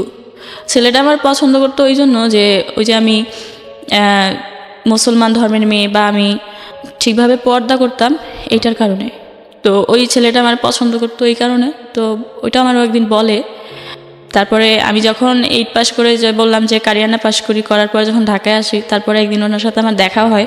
উনি তখন আমার বলে যে উনি আমার পছন্দ করতো বা করে, বা আমি হচ্ছে গিয়ে উনি মুসলিম হবে, যদি কখনো আমি ওনাকে বিয়ে করি উনি মুসলিম হবে, এরকম বলে। তো যখন এই যে আমি সিগারেট কোম্পানিতে চাকরি করি, সিগারেট সেলস করতাম, এই মুহূর্তে যখন আমি এই সমস্যাগুলো ফেস করতাম, তখন আমার এটা মনে হয়েছিল যে যদি ওই ছেলেটা আমাকে বিয়ে করে বা যদি ও মুসলমান হয়, তাহলে আমি ওকে বিয়ে করব, সেটাই হয়তো সব থেকে ভালো হবে। ওকে বিয়ে করে লাগলে চাকরি করব বা কাজকর্ম করব, কিন্তু আমি আর একা একা কিছু করতে পারতেছিলাম না। তো তখন আমার বয়স 17 বছর, আর তখন ছিল 15 সাল। তো তারপরে 15 সালে ওই ছেলেটা মুসলমান হয়। মুসলমান হওয়ার পরে হচ্ছে গিয়ে উনি আমাকে বিয়ে করে ইসলাম ধর্ম অনুযায়ী। ওকে, তারপরে বিয়ে করার পরে আমি আসলে মানে ওই মানুষটাকে অনেক ভালো জানতাম। আমি তো আসলে মানুষটাকে তেমন চিনতাম না, বা তেমন কথাও কখনো হয় নাই। উনি হিন্দু ছিল তাই ওনার সাথে তেমন কথা বলিনি, বা এখানে তেমন কোনো প্রেমের সম্পর্কও ছিল না, জাস্ট পরিচিত ছিল অনেক বছর ধরে। ওই যে আমার আম্মুর ওখানে আসতাম যাইতাম ওটা। তো তারপরে বিয়ে করার পর যেটা দেখি যে উনি হচ্ছে গিয়ে গাঁজা খাইতো, তারপরে উনি হচ্ছে গিয়ে ইয়াবা খাইতো, এগুলোর নাম টাম তো আমি তখন জানতাম না, বাট এরকম কিছু খাইতো। তো গাঁজাটা হচ্ছে গিয়ে উনি রেগুলারই মনে হয় 2-3 বার খাইতো। এটা আমি খুব ভালোই দেখতাম যে আমার ঘরে বসে বা এইভাবেই উনি খাইতেছিল। আর ইয়াবাটা হচ্ছে গিয়ে হয়তো প্রতিদিন একবার বা একদিন পরে একবার এরকম। আচ্ছা। তো ওই গাঁজা আর ওই ইয়াবা খাইতো। তো উনি আপনার হচ্ছে বাড়ির গিয়ে, লোকজন অনুমতি দিয়েছিল আপনাকে ছেলেটাকে বিয়ে করার? আমি সেরকম কিছু বলি নাই, শুধু বলছিলাম কাউকে না জানিয়ে বিয়ে করেছেন আপনি? আমার আম্মুকে বলছিলাম, আচ্ছা। শুধু বলছিলাম যে এরকম। তো আম্মু ওই হিন্দু দেখে আর কি বলছিল যে এটা করিস না। তারপর যখন দেখি যে এরকম সমস্যা, উনি প্রত্যেকদিন এই গাঁজা টাজা এরকম খাইতো, বা উনি কাজকর্ম করতো না কোনো। যা কাজকর্ম করতো আসলে উনি তা ওনারই লাগে। তো দেখা গেছে যে ঘর ভাড়াও দিতে পারে না, তারপরে সংসার চালাইতে পারে না, এরকম একটা অবস্থা। তো বিয়ের 3 মাস পরে আমি জানি যে, আমি বুঝতে পারি যে আমি অসুস্থ। হ্যাঁ, আমার মনে হয় যে আমি প্রেগনেন্ট। তো আমি বলি এটা একজনের সাথে যে আমি এরকম। তো সে বলে যে হয়তো তুমি প্রেগনেন্ট। পরে উনি বলে যে আচ্ছা ঠিক আছে, তুমি হচ্ছে গিয়ে ওষুধ খাও, ঠিক হয়ে যাবে। তো আমি যার সাথে আমার বিয়ে হয়েছে, আমার হাজব্যান্ড, ওনাকে বলি। বলার পর উনি বলে যে আচ্ছা ঠিক আছে। উনি আবার ফার্মেসি থেকে আর কি ওনার সাথে কথা বলে। তো বলার পর ওনার কাছ থেকে এই ওষুধগুলো আইনা আমাকে দেয়। তারপর ওই ওষুধগুলো আমি খাই। তো খাওয়ার পরে হচ্ছে গিয়ে 7-8 দিন পর্যন্ত আমি খুব অসুস্থ থাকি। ওষুধগুলো খাওয়ার পরে যা হয় তাও হয়, কিন্তু তারপরে আমি 2 মাস পরে আবার 2 মাস পরে আবার আমি দেখি যে আমি এরকম অসুস্থ। তো অসুস্থ এটা দেখার পরে আমি এবার ডাক্তার দেখাইতে চাই, কিন্তু তখন তো টাকার খুব সংকট, টাকা ছিল না বা টাকা থাকতো না। তো অনেক কষ্ট আসলে ডাক্তার দেখাইতে যাই। যার পর দেখি যে ডাক্তার দেখানোর পর দেখি যে আমি এরকম 3 মাস 13 দিনের প্রেগনেন্ট। তার মানে সেদিন যে আমি অ্যাবর্শনটা করছিলাম বাসায় বসে, সেটা আসলে হয় নাই, ওটা থেকে গেছে। তো তারপরে এটা দেখার পরে ডক্টর বলে যে আপনি এরকমের নার্ভাস মনে হইতেছে কেন, আপনার কি বিয়ে হয় নাই? তো আমি বলি যে হ্যাঁ বিয়ে হয়েছে। তাহলে আপনি প্রেগনেন্ট, এটা দেখার পর আপনি কাঁদতেছেন কেন? তখন আমি বলি যে আমি তো এটা অ্যাবর্শন করে ফেলছিলাম, আর এটা কিভাবে রয়ে গেছে আমি বুঝতে পারি নাই, এটার জন্য আমার অনেক খারাপ লাগতেছে। পরে উনি বলে যে দেখেন, এই অ্যাবর্শন করেন না, এগুলো আপনারা যে ওষুধ খেয়ে অ্যাবর্শন করেন, এগুলোতে অ্যাবর্শন হয় না। শুধু শুধু আপনারা একটা মানুষের মারার চেষ্টা করেন, নিজেও মরার চেষ্টা করেন। হুম। তার চেয়ে ভালো যদি বিয়ে হয়ে থাকে, ওর যদি বাবা থেকে থাকে, তাহলে আপনি করেন, বাবুটা রাইখে দেন। পরে বাসায় চলে যাই। বাসায় চলে যাওয়ার পরে এই বাবুটা 16 সালের অক্টোবরে আমার বাবুটা হয়। এর মধ্যে আমি কোনো ট্রিটমেন্ট নিতে পারি না বা আমি ডক্টর দেখাই না। জাস্ট একবার আমি ডক্টর দেখাই, দেখানোর পর আমি জানতে পারি যে বাবুটা আসলে উল্টো হয়ে গেছে। হ্যাঁ, আবার নাকি সিজার করতে হবে, নর্মালি ডেলিভারি হবে না। তো তখন এটা আপনার ওই ফার্স্ট হাজব্যান্ডের ঘরেই? জি। হ্যাঁ, তারপর? তো বলে যে তোমার তো বয়স অনেক কম, 18 বছর এখন পর্যন্ত হয় নাই, অথচ বাবু হবে তোমার। তো আপনাকে বিয়ে করার পরে কি ওর শ্বশুর বাড়িতে নিয়েছিল? না, কারণ ছেলেটা তো ধর্মান্তরিত হয়েছে। হ্যাঁ। হ্যাঁ। তখন বলে যে তোমার তো এরকমের বয়স হয় নাই, এখন আবার তুমি এরকমের প্রেগনেন্ট, তো সেই ক্ষেত্রে তোমার তো বাবু হচ্ছে উল্টো হয়ে গেছে, তো তুমি তো এই সিজার ছাড়া কিছু করা যাবে না। তো তোমার অভিভাবকের সাথে কথা বলছো? তখন আমার মারে আমি ফোন করে বলি এইসব। তখন আমার মা বলে যে আচ্ছা ঠিক আছে, কান্নাকাটি করিস না, দেখি কিছু করা যায় কিনা, আর অ্যাবর্শন করানোর দরকার নাই, থাকুক। ডেলিভারির 1 মাস আগে আমার কাছে আসার পরে আম্মা হচ্ছে গিয়ে কিছু টাকা নিয়ে আসে, যে যদি মানে আর কিছু না হোক, ওর তো বাঁচাইতে হবে। যদি ডেলিভারি যদি কিছু না হয় বা যদি হসপিটালে নিতে হয়, সেক্ষেত্রে তো টাকা লাগবে। আর উনার তো আসলে যা বলাই হয়েছিল যে টাকার জন্য, যে টাকা আমাদের কোনো টাকা নাই বা এরকম সমস্যা। তো মা ওই রকম প্রিপারেশন নিয়েই আসে। আসার পরে কিন্তু মা যে টাকা আনে এগুলো আর আমাকে বলে না যে টাকা আনছে বা কিছু। তো তারপরে ঠিক অক্টোবরের ঠিক 23 তারিখেই আমি অসুস্থ হয়ে পড়ি। 24 তারিখে আমার বাবুটা হয়। হওয়ার পরে এটা হচ্ছে গিয়ে 8 দিন হসপিটালে হয় বাবুটা। হওয়ার পরে আসলে ওই হসপিটালে তো অনেক টাকা বিল আসে, অত টাকা আমার মা নিয়ে আসছিল না। ওখানে প্রায় 35। আপনার জামাই কি করতো? তখনও উনি ওই একটা কোম্পানিতে, যে ফুজি ফিল্ম কোম্পানি ছিল, ওই কোম্পানিতে ডেলিভারি ম্যান হিসেবে কাজ করতো। আচ্ছা। তো 6,000 টাকা স্যালারি দিত। হ্যাঁ, না, তো পরে 6,000 টাকা স্যালারি পাইতো, তা তো আসলে ওরই লাগতো। মাস শেষে দেখা গেছে যে ঘর ভাড়াটাও দিতে পারতো না ঠিক মতো। তো পরে আমি এভাবে সেভাবে ঋণ করেই সংসার চালাই বাড়ি থেকে। পরে এইভাবে সেভাবে যখন যেখান থেকে পারতাম এভাবে টাকা এনে সংসার চালাইতাম। তখন তো আমার চাকরিও করা চলবে না বা করতে পারতাম না, এরকম আমি। তো দেখা গেছে যে আমার ওই হাজব্যান্ড আর কোনো টাকা ম্যানেজ করতে পারে না। হসপিটালে বিল আসে 35,000 এরকম। তো পরে আমার মাও এত টাকা নিয়ে আসছিল না। তখন আসলে ওই টাকার জন্য আমার ভাইয়ের কাছে বা আমার আব্বার কাছে বলে যে এরকম, তো টাকার জন্য এখন ওরে ছাড়াই নিতে পারবো না বাড়িতে, বাসায় বা এরকম। পরে বাড়ি থেকে টাকাই না দেয় আমার আব্বা, মানে টাকাটা পাঠায়। সেটা ছিল আসলে লাভের উপরে টাকাটা, মানে সুদের উপর টাকাটা নেয়। হ্যাঁ, আনার পরে আইনা ওই টাকাটা দিছে। দেওয়ার পরে ওইখান থেকে আমার ছাড়াই আনছিল 35,000 টাকা দিয়ে হসপিটাল থেকে। তো আনার পরে বাসায় আনছে। আমি এমনই অসুস্থ বা আমার বয়স কম থাকাতে হয়তো বা আমার মানে পুষ্টি না থাকাতে হয়তো বা মানে আমি বাবুটার জন্য কিছু করতে পারতেছিলাম না তখন, এরকম অসুস্থ। তখনই বাবু হওয়ার পরেই বাবুরে বাইরের খাবার খাওয়াইতে হয়েছিল।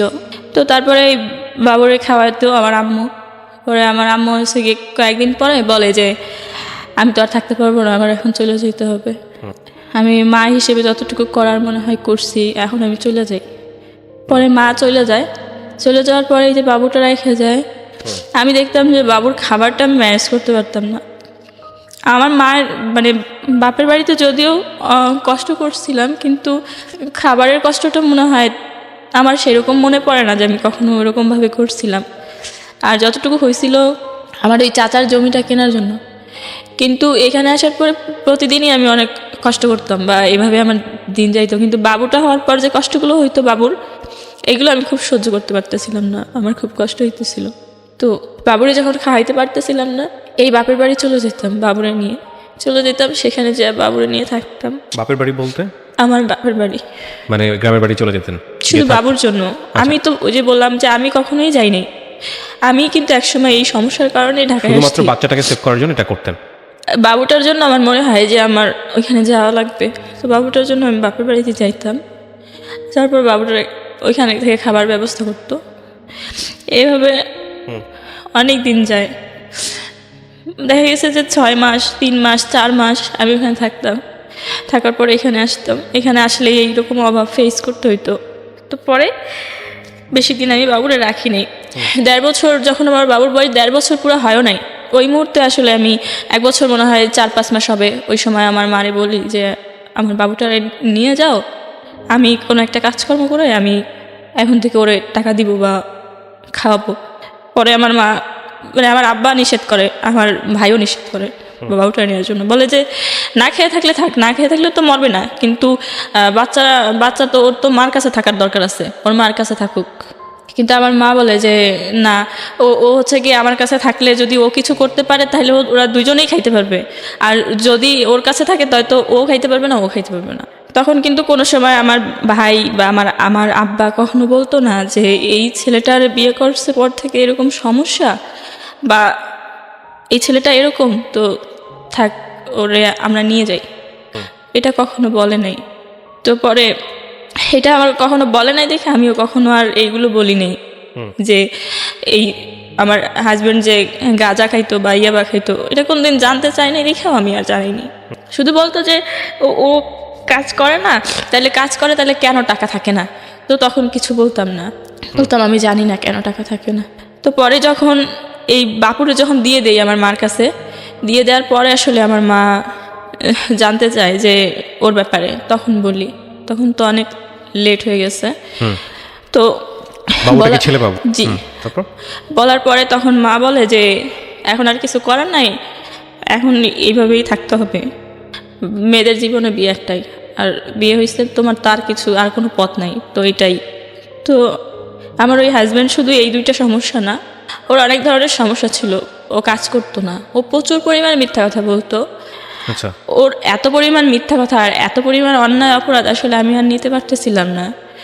কাজকর্ম করতো না, সেই ক্ষেত্রেও এই ধরনের নেশা টেশা করতো, সব কিছু মিলাই একসময় আমার মনে হয় যে আমার বাবুরে দিয়ে দিছে, আমিও যদি কোথাও চলে যেতে পারতাম বা আমি যদি কিছু একটা করতে পারতাম তাহলে হয়তো অনেক ভালো হতো, কিন্তু সেরকম কিছু পাইতেছিলাম না। তো ওই মুহূর্তে বাবু চলে যাওয়ার পর তখন চাকরির খুব সংকট, যদিও 18 সালের কথা বলছি, চাকরির খুব সংকট। আমি আসলে চাকরি পাইতেছিলাম না কোথাও, 17 সালের শেষ দিক দিয়ে। ওই সময় আমি একটা চাকরির কথা জানতে পারি, কিন্তু কি কাজ কি এগুলো আমি কিছু জানতাম না তেমন একটা। জানতাম যে একটা অফিসে একটা লোক লাগবে, এটা হচ্ছে গিয়ে কথাটা বলছি যে এটা সব কাজ করতে হবে, পরিষ্কার পরিচ্ছন্ন থেকে শুরু করে চাটা করে দেয়া বা সব কিছুই করতে হবে। তো আমি এই কাজ করতে চাই যে হ্যাঁ আমি করব। যখন যাই এই কাজ করার জন্য ওই অফিসে যাওয়ার পরে আমি কাগজপত্র দেই, পরে আমার ডেট দেয় যে আপনি আসেন 1 সপ্তাহ পরে আসেন, এরকম বলে। তো বলার পরে ডিসেম্বরের 1 তারিখে আসলে আমার হচ্ছে গিয়ে চাকরি হয়। পরে করার পর কিছুদিন পরে ওই অফিসেই আর কি একজন পিয়ন ছিল, ওরা হচ্ছে অফিসিয়ালি কোম্পানির লোক। তো ওই পিয়ন ছিল, উনি হচ্ছে গিয়ে আমার খুব ভালো জানতো, আমি বুঝতাম যে উনি খুব ভালো জানতো আমাকে। তো চাকরির পরে উনি যখন, ওই লোকটা আমার খোঁজ খবর নিত সবসময় যে কেমন আছিস, ভালো আছিস কিনা, খাইছিস কিনা, বা তোর ছেলে কেমন আছে বা এরকম। তারপরে ওনার সাথে আমার কথা হয়। তো একটা সময় ওনারে আমি বলি যে, আমি সব কথা বলি যে আমার বাবু আছে বা আমার বাবু এরকম বাড়িতে বা এই সমস্যার জন্য আমি চাকরি করি বা আমার হাজব্যান্ড হচ্ছে গিয়ে এরকম, এটা বলি। কিন্তু আমার একটা কথা কিন্তু বলা হয় নাই, আমার হাজব্যান্ড যে ইয়াবা সেবন করতো সেটা করার পরে আসলে আমার সাথে আচরণগুলো কেমন হইতো। হ্যাঁ, এটা আসলে আমি শুধু উনি আমাকে একটা মেয়ে হিসেবে ইউজ করতো, এটাই আমি জানতাম। আমার কোনো ভালো লাগা খারাপ লাগা আমার কোনো কিছুই ছিল না। তো এই সব সমস্যা ফেস করতাম, কিন্তু এই সমস্যাটা ওই লোকটার কাছে আমি কখনো বলি নাই। শুধু ওই আমার হাজব্যান্ড যে আসলে নেশা টেশা করতো এই বিষয়, বা আমার বাবু বাড়িতে আমার বাবু আছে বা আমার সংসারের এই সমস্যাগুলো ওনাকে আমি মাঝে মাঝে বলতাম। তো আমি একদিন আসলে ওনার জানতে চাই যে আপনি কেমন আছেন, আপনি খাইছেন কি না। তখন উনি আমাকে একদিন বলে যে হচ্ছে গিয়ে হ্যাঁ আমি খাইছি, একটা রুটি খাইছি। আমি বলি যে একটা রুটি খাইছেন শুধু, আর কিছু খান নাই? বলে যে না, একটা রুটি শুধু খাইছি। তো আমি বলি যে কেন? বলে যে এই তো একটা রুটি খাইছি এই জন্য, টাকা বাঁচানোর জন্য। আমি বলছি রুটি দিয়ে কি কিছু খান নাই? বলে না, রুটি দিয়ে কিছু খাইতে গেলে তো টাকা লাগবে, তাই শুধু রুটিই খাইছি। তো পরে এটা শোনার পরে আমি ওদিকে তাকাই থাকি। উনি বলে যে, আমি বলি যে ও আচ্ছা ঠিক আছে, তো রাতের বেলা কোথায় খান? বলে রাতে বাসায় রান্না করে খাই, অফিসে তো দুপুরে তো অফিসে খাই, আর রাতে বাসায় রান্না করে খাই। আমি বলি, আচ্ছা রাতে বাসায় কি রান্না করেন? বলে রান্না করি ভর্তা ভাত। তো আজকে হচ্ছে গিয়ে তো তাও নাই, আজকে হচ্ছে বাসায় মনে হয় আধা পট চাল আছে আর একটা আলু আছে, তো এটা আজকে বাসায় গিয়ে খাবো, রান্না করে খাবো, পরে দেখি কালকে কি করা যায়। তো এটা বলার পরে আসলে আমি ওনার দিকে তাকাই থাকি যে উনি দেখতে শুনতে এরকম একটা মানুষ, বোঝাই যাচ্ছে না যে ওনার উপরেও এই আর্থিক সমস্যাগুলো ভর করছে বা উনি এরকম সমস্যার মধ্যে আছে, কিভাবে এটা সম্ভব? তো উনি কি আমার দেখে বুঝতে পারতেছে যে আমি কেন খাইনি? পরে ওনার ওই কথাগুলো শুনে আমার মনে হয় যে আমিও তো এইরকম সমস্যায় ফেস করি, কিন্তু মানে নিজের মতো একজনকে পাওয়া গেল এরকম একটা জি, অবস্থা। কিন্তু কখনো কাউকে বলি না, বা হয়তো আমাকে দেখলে বোঝা যায় না, যেমনটা আমি দেখতেছি যে ওনাকে দেখলে বোঝা যায় না। তো আসলে কি এরকম মানুষ আরও অনেক আছে, এরকম আমি ভাবি। কারণ হচ্ছে আমি যে 5 বছর যে এই যে কষ্টগুলো ফেস করতে থাকি, বা আমি যে আসলে আর্থিক সমস্যার জন্য কখনো কখনো না খেয়ে থাকি, বা এই যে এত কিছু করি, এই কোনো কিছুই কখনো কারোর সাথে বলিনি। তো এটার জন্য ওনার দিকে তাকাই আসলে আমি ওইগুলো ভাবতে থাকি, বা আমার তখন কান্না চলে আসে যে এরকম মানুষও হয়তো আমার মতো আছে। তো এটা ভাবার পরে তখন তার আধা ঘন্টা পরে আমি আসলে আমার কাছে শুধু 100 টাকাই ছিল। তো ওই 100 টাকা আমি ওনারে দিয়ে বলি যে আপনি এই 100 টাকা দিয়ে কিছু একটা নিয়ে রাতের বেলা খাইয়েন। তো এটা ওনারে বলার পরে উনি হচ্ছে গিয়ে ওই 100 টাকা নেয়। তো নেওয়ার পর থেকে যেটা হয় যে আমারও ওনার প্রতি একটা অন্যরকম একটা কেমন যেন একটা মায়া কাজ করতো, যে উনি হয়তো খাইছে কিনা, বা ওনার ওই সমস্যাগুলো আবারও আছে কিনা বা হয়েছে কিনা। আর ওনারও সবসময় এরকম একটা তাগিদ থাকতো যে জিজ্ঞেস করতো আসলেই খাইছিস কিনা, বা কি কেমন আছিস। তো আমার অনেক সময় খাবার কিনেও দিত বা আমি খাইতাম এরকম।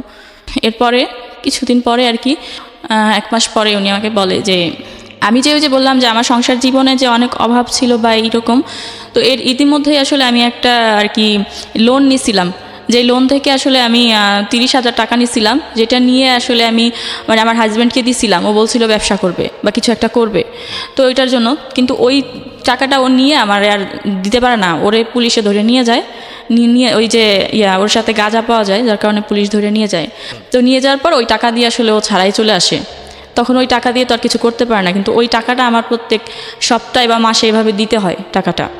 ওই 30,000 টাকার লোন আর কি দিতে হয় কিস্তি। তখন আপনার তো ওই প্রথম হাজবেন্ডের সঙ্গে একেবারেই যোগাযোগ নাই, আছে কি? না যোগাযোগ, আমি তো আমার হাজবেন্ডের ঘরেই আছি। ও ঘরে থাকা অবস্থায় আপনার এই লোকের সঙ্গে জি, পরিচয় হয়? যখন আমি চাকরি করি সেখানে তো আসলে এই লোকের সাথে শুধুমাত্র আমার এই অফিস কলিগ বা একটা মানুষ হিসেবে যে সম্পর্কটা থাকে, এই সম্পর্কটা যে আমার খোঁজ খবর নিচ্ছে বা আমি ওনার খোঁজ খবর নিচ্ছি এরকম। তো এর ইতিমধ্যে আসলে ওনাকে জানানো হয় যে আমার এরকম সমস্যা, বা উনিও এরকম বলে। এক পর্যায়ে দুইজন আমরা অনেক ক্লোজ হয়ে যাই, যে আমার এই কিস্তি তো মাস শেষে হচ্ছে গিয়ে আপনার 2500-3000 টাকা কিস্তি আসতো।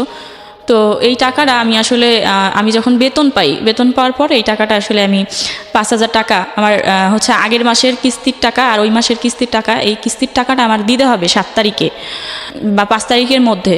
তো ওই আমি যে স্যালারি পাই ওই টাকাটা আসলে আমি রেখে দেই, যে এটা তো আমার ব্যাংকে দিতে হবে। তো ওই টাকাটা যখন রেখে দেই, এই টাকাটা এই লোকটা আর কি উনি আমার কাছে চাইছিল যে তোর কাছে তো কিছু টাকা আছে, এই টাকাটা আমারে দে, আমি হচ্ছে গিয়ে তোরে 1 তারিখে দিয়ে দিব। তখন আমি বলি যে আচ্ছা ঠিক আছে, 1 তারিখে দিলে কোনো সমস্যা নাই, পরে এই টাকাটা আমি ওনাকে দিই। তো এভাবে আসলে ওনাকে আমি সেই 100 টাকা থেকে শুরু। তারপরে প্রথম অবস্থায় আমার তো দিন চলে না, কিন্তু কিস্তি তো দিতেই হবে। তো এই কিস্তির টাকাটা দিয়ে ওনাকে আমি 2বার করে হেল্প করি, 5,000 করে 2বার টাকা দিই। তো তারপরে হচ্ছে গিয়ে ওনার সাথে আমার সম্পর্কটা আরও ভালো হয়। যখন ওনার 2বার করে আমি 5,000 করে টাকা দিই, তার দেওয়ার পরে এক সময় আমি আমারই আসলে অনেকভাবে মানে ওই যে রুম ভাড়া আমার হাজব্যান্ড তো দিত না দেওয়ার কারণে ওরা অনেক চাপ দেয়, বা আমি যে একজনের কাছ থেকে টাকা এনে যে সংসার চালাইছিলাম সেই টাকার জন্য আমারে চাপ দেয়। একসাথে সবাই যখন আমারে চাপ দেয়, আমি তখন এই টাকাগুলো দিব কোত্থেকে? তখন আমি ওনার কাছে 5,000 টাকা সহযোগিতা চাই, একবার মানে ধার চাই, যে আমাকে 5,000 টাকা দিতে হবে, আমি এরকম সমস্যার মধ্যে পড়ছি। তো উনিও আমার এই 5,000 টাকা দিয়ে সহযোগিতা করে। তো উনি যে আমার কাছ থেকে যে টাকাগুলো নিচ্ছিল সেগুলো কিন্তু উনি দিয়ে দিছিল, কিন্তু আমি যে ওনার কাছ থেকে 5,000 টাকা নিয়েছিলাম ওই টাকাটা আমি আর দিতে পারতেছিলাম না। কিন্তু ওনার সাথে আমার খুব ভালো সম্পর্ক হয়ে গেছিলো। সম্পর্কটা ছিল এরকম, আমার সব সমস্যার কথা যখন ওনাকে বলার পর ওনার মনে হয় আমার প্রতি একটু মায়া কাজ করে। তো তো উনি আসলে আমার খোঁজখবরগুলো নিচ্ছিল ঠিক এরকম সম্পর্কটা, এবং তার সাথে সাথে বন্ধু হিসেবেও কেমন যেন আমার অনেক বেশি কেয়ার করতো। কিন্তু ওনার আর আমার বয়সের সাথে মানে 12-13 বছরের ডিফারেন্স। তো উনি আমি ওইভাবেই নিতাম যে উনি তো সব কিছু বোঝে জানে, বা উনি আমার থেকে অনেক বড়, সেক্ষেত্রে উনি যা বলতো যেভাবে বলতো সেভাবেই আমি করতাম, বা আমি ওনার কথাগুলো আসলে উপদেশ হিসেবেই নিতাম। তো একটা সময় আমি ওনার টাকাটা যখন দিতে পারি না, এরই মধ্যে আসলে আমি জানতে পারি যে অফিসে আসলে সবাই এরকম বলা বলি করে যে ওই পিয়নের সাথে ওই মেয়েটার হচ্ছে গিয়ে এরকম একটা সম্পর্ক, বা হয়তো বা কোনো একটা সম্পর্ক, বা এরকম। এটা শোনার পরে আমি আমার কথা চিন্তা করি না, আমি চিন্তা করি যে উনি একটা সবাই ওনাকে চিনে বা অনেক দিন ধরে চাকরি করে বা এরকম, তো ওনার মান সম্মানটা আমি কেন নষ্ট করব? এই কথাটা যেহেতু আমি জানতে পারছি, তো সেই ক্ষেত্রে আমি আগে ভাগে চলে যাই। এই কথাটা আমি ওনারে বলিও নাই, আজকে হয়তো উনি জানতে পারবে। তো আমি তখন আর কি ওইখান থেকে চাকরিটা ছাইরা চলে আসি, কিছুই বলি না, জাস্ট আমি ওনাদের জামাকাপড়গুলো খুলে আমার জামাকাপড় পরে চলে আসি। তো চলে আসার পরে তারপরে আর কি ওনার সাথে আমার ফোনে কন্ট্যাক্ট হতো। তো এর মধ্যে উনি আমার জানাইছে তার 1 মাস পর, জানাইছে যে আমার তো কিছু টাকা লাগবে, আমি তো টাকা দিছিলাম তোরে, এখন তো আমার রুম ভাড়ার জন্য চাপ দিতেছে। তো পরে আমি ওই টাকাটা আমার চাচাতো ভাইরে বলি যে আমার আবার হচ্ছে গিয়ে কিছু টাকা দেন ধার, আমি দিয়ে দিব। তখন আমার চাকরি ছিল তো অন্য জায়গায় আর কি। তখন আমি ওই ভাইয়ার কাছ থেকে 3,000 টাকাই ওনার আমি দেই, আবার উনি আমার কাছে 2,000 টাকা পাইতে যায়। তো তারপর থেকে আসলে আমি যে জায়গায় ওনার জন্য যে চাকরিটা ছাইড়া দিয়ে যখন আইসে অন্য জায়গায় চাকরি নিই, ওই চাকরিটা নেওয়ার পর ওই চাকরিটা আমি 2 মাসের বেশি আর করতে পারি না। তো করতে পারি না পরে ওই চাকরি আমার চলে যায়, আমি আর কোথাও চাকরি পাচ্ছি না, কিন্তু আমার সমস্যাগুলো থাইকেই যাচ্ছে। ওই যে ব্যাংক লোন আমি দিতে পারতেছি না, তো উনি আমাকে প্রত্যেক মাসেই এই 3,000 টাকা ব্যাংক লোন হচ্ছে গিয়ে সহযোগিতা করতো। তো করতে করতে একটা সময় দেখা গেছে 3-4 মাস হয়ে গেছে, এভাবে ওনার কাছ থেকে অনেক টাকা নেওয়া হয়ে গেছে, কিন্তু আমি 1 টাকাও দিতে পারতেছি না বা দেই নেই। কিন্তু সম্পর্কটা আসলে এভাবে টাকার জন্য হয়তো নষ্ট হয় নাই।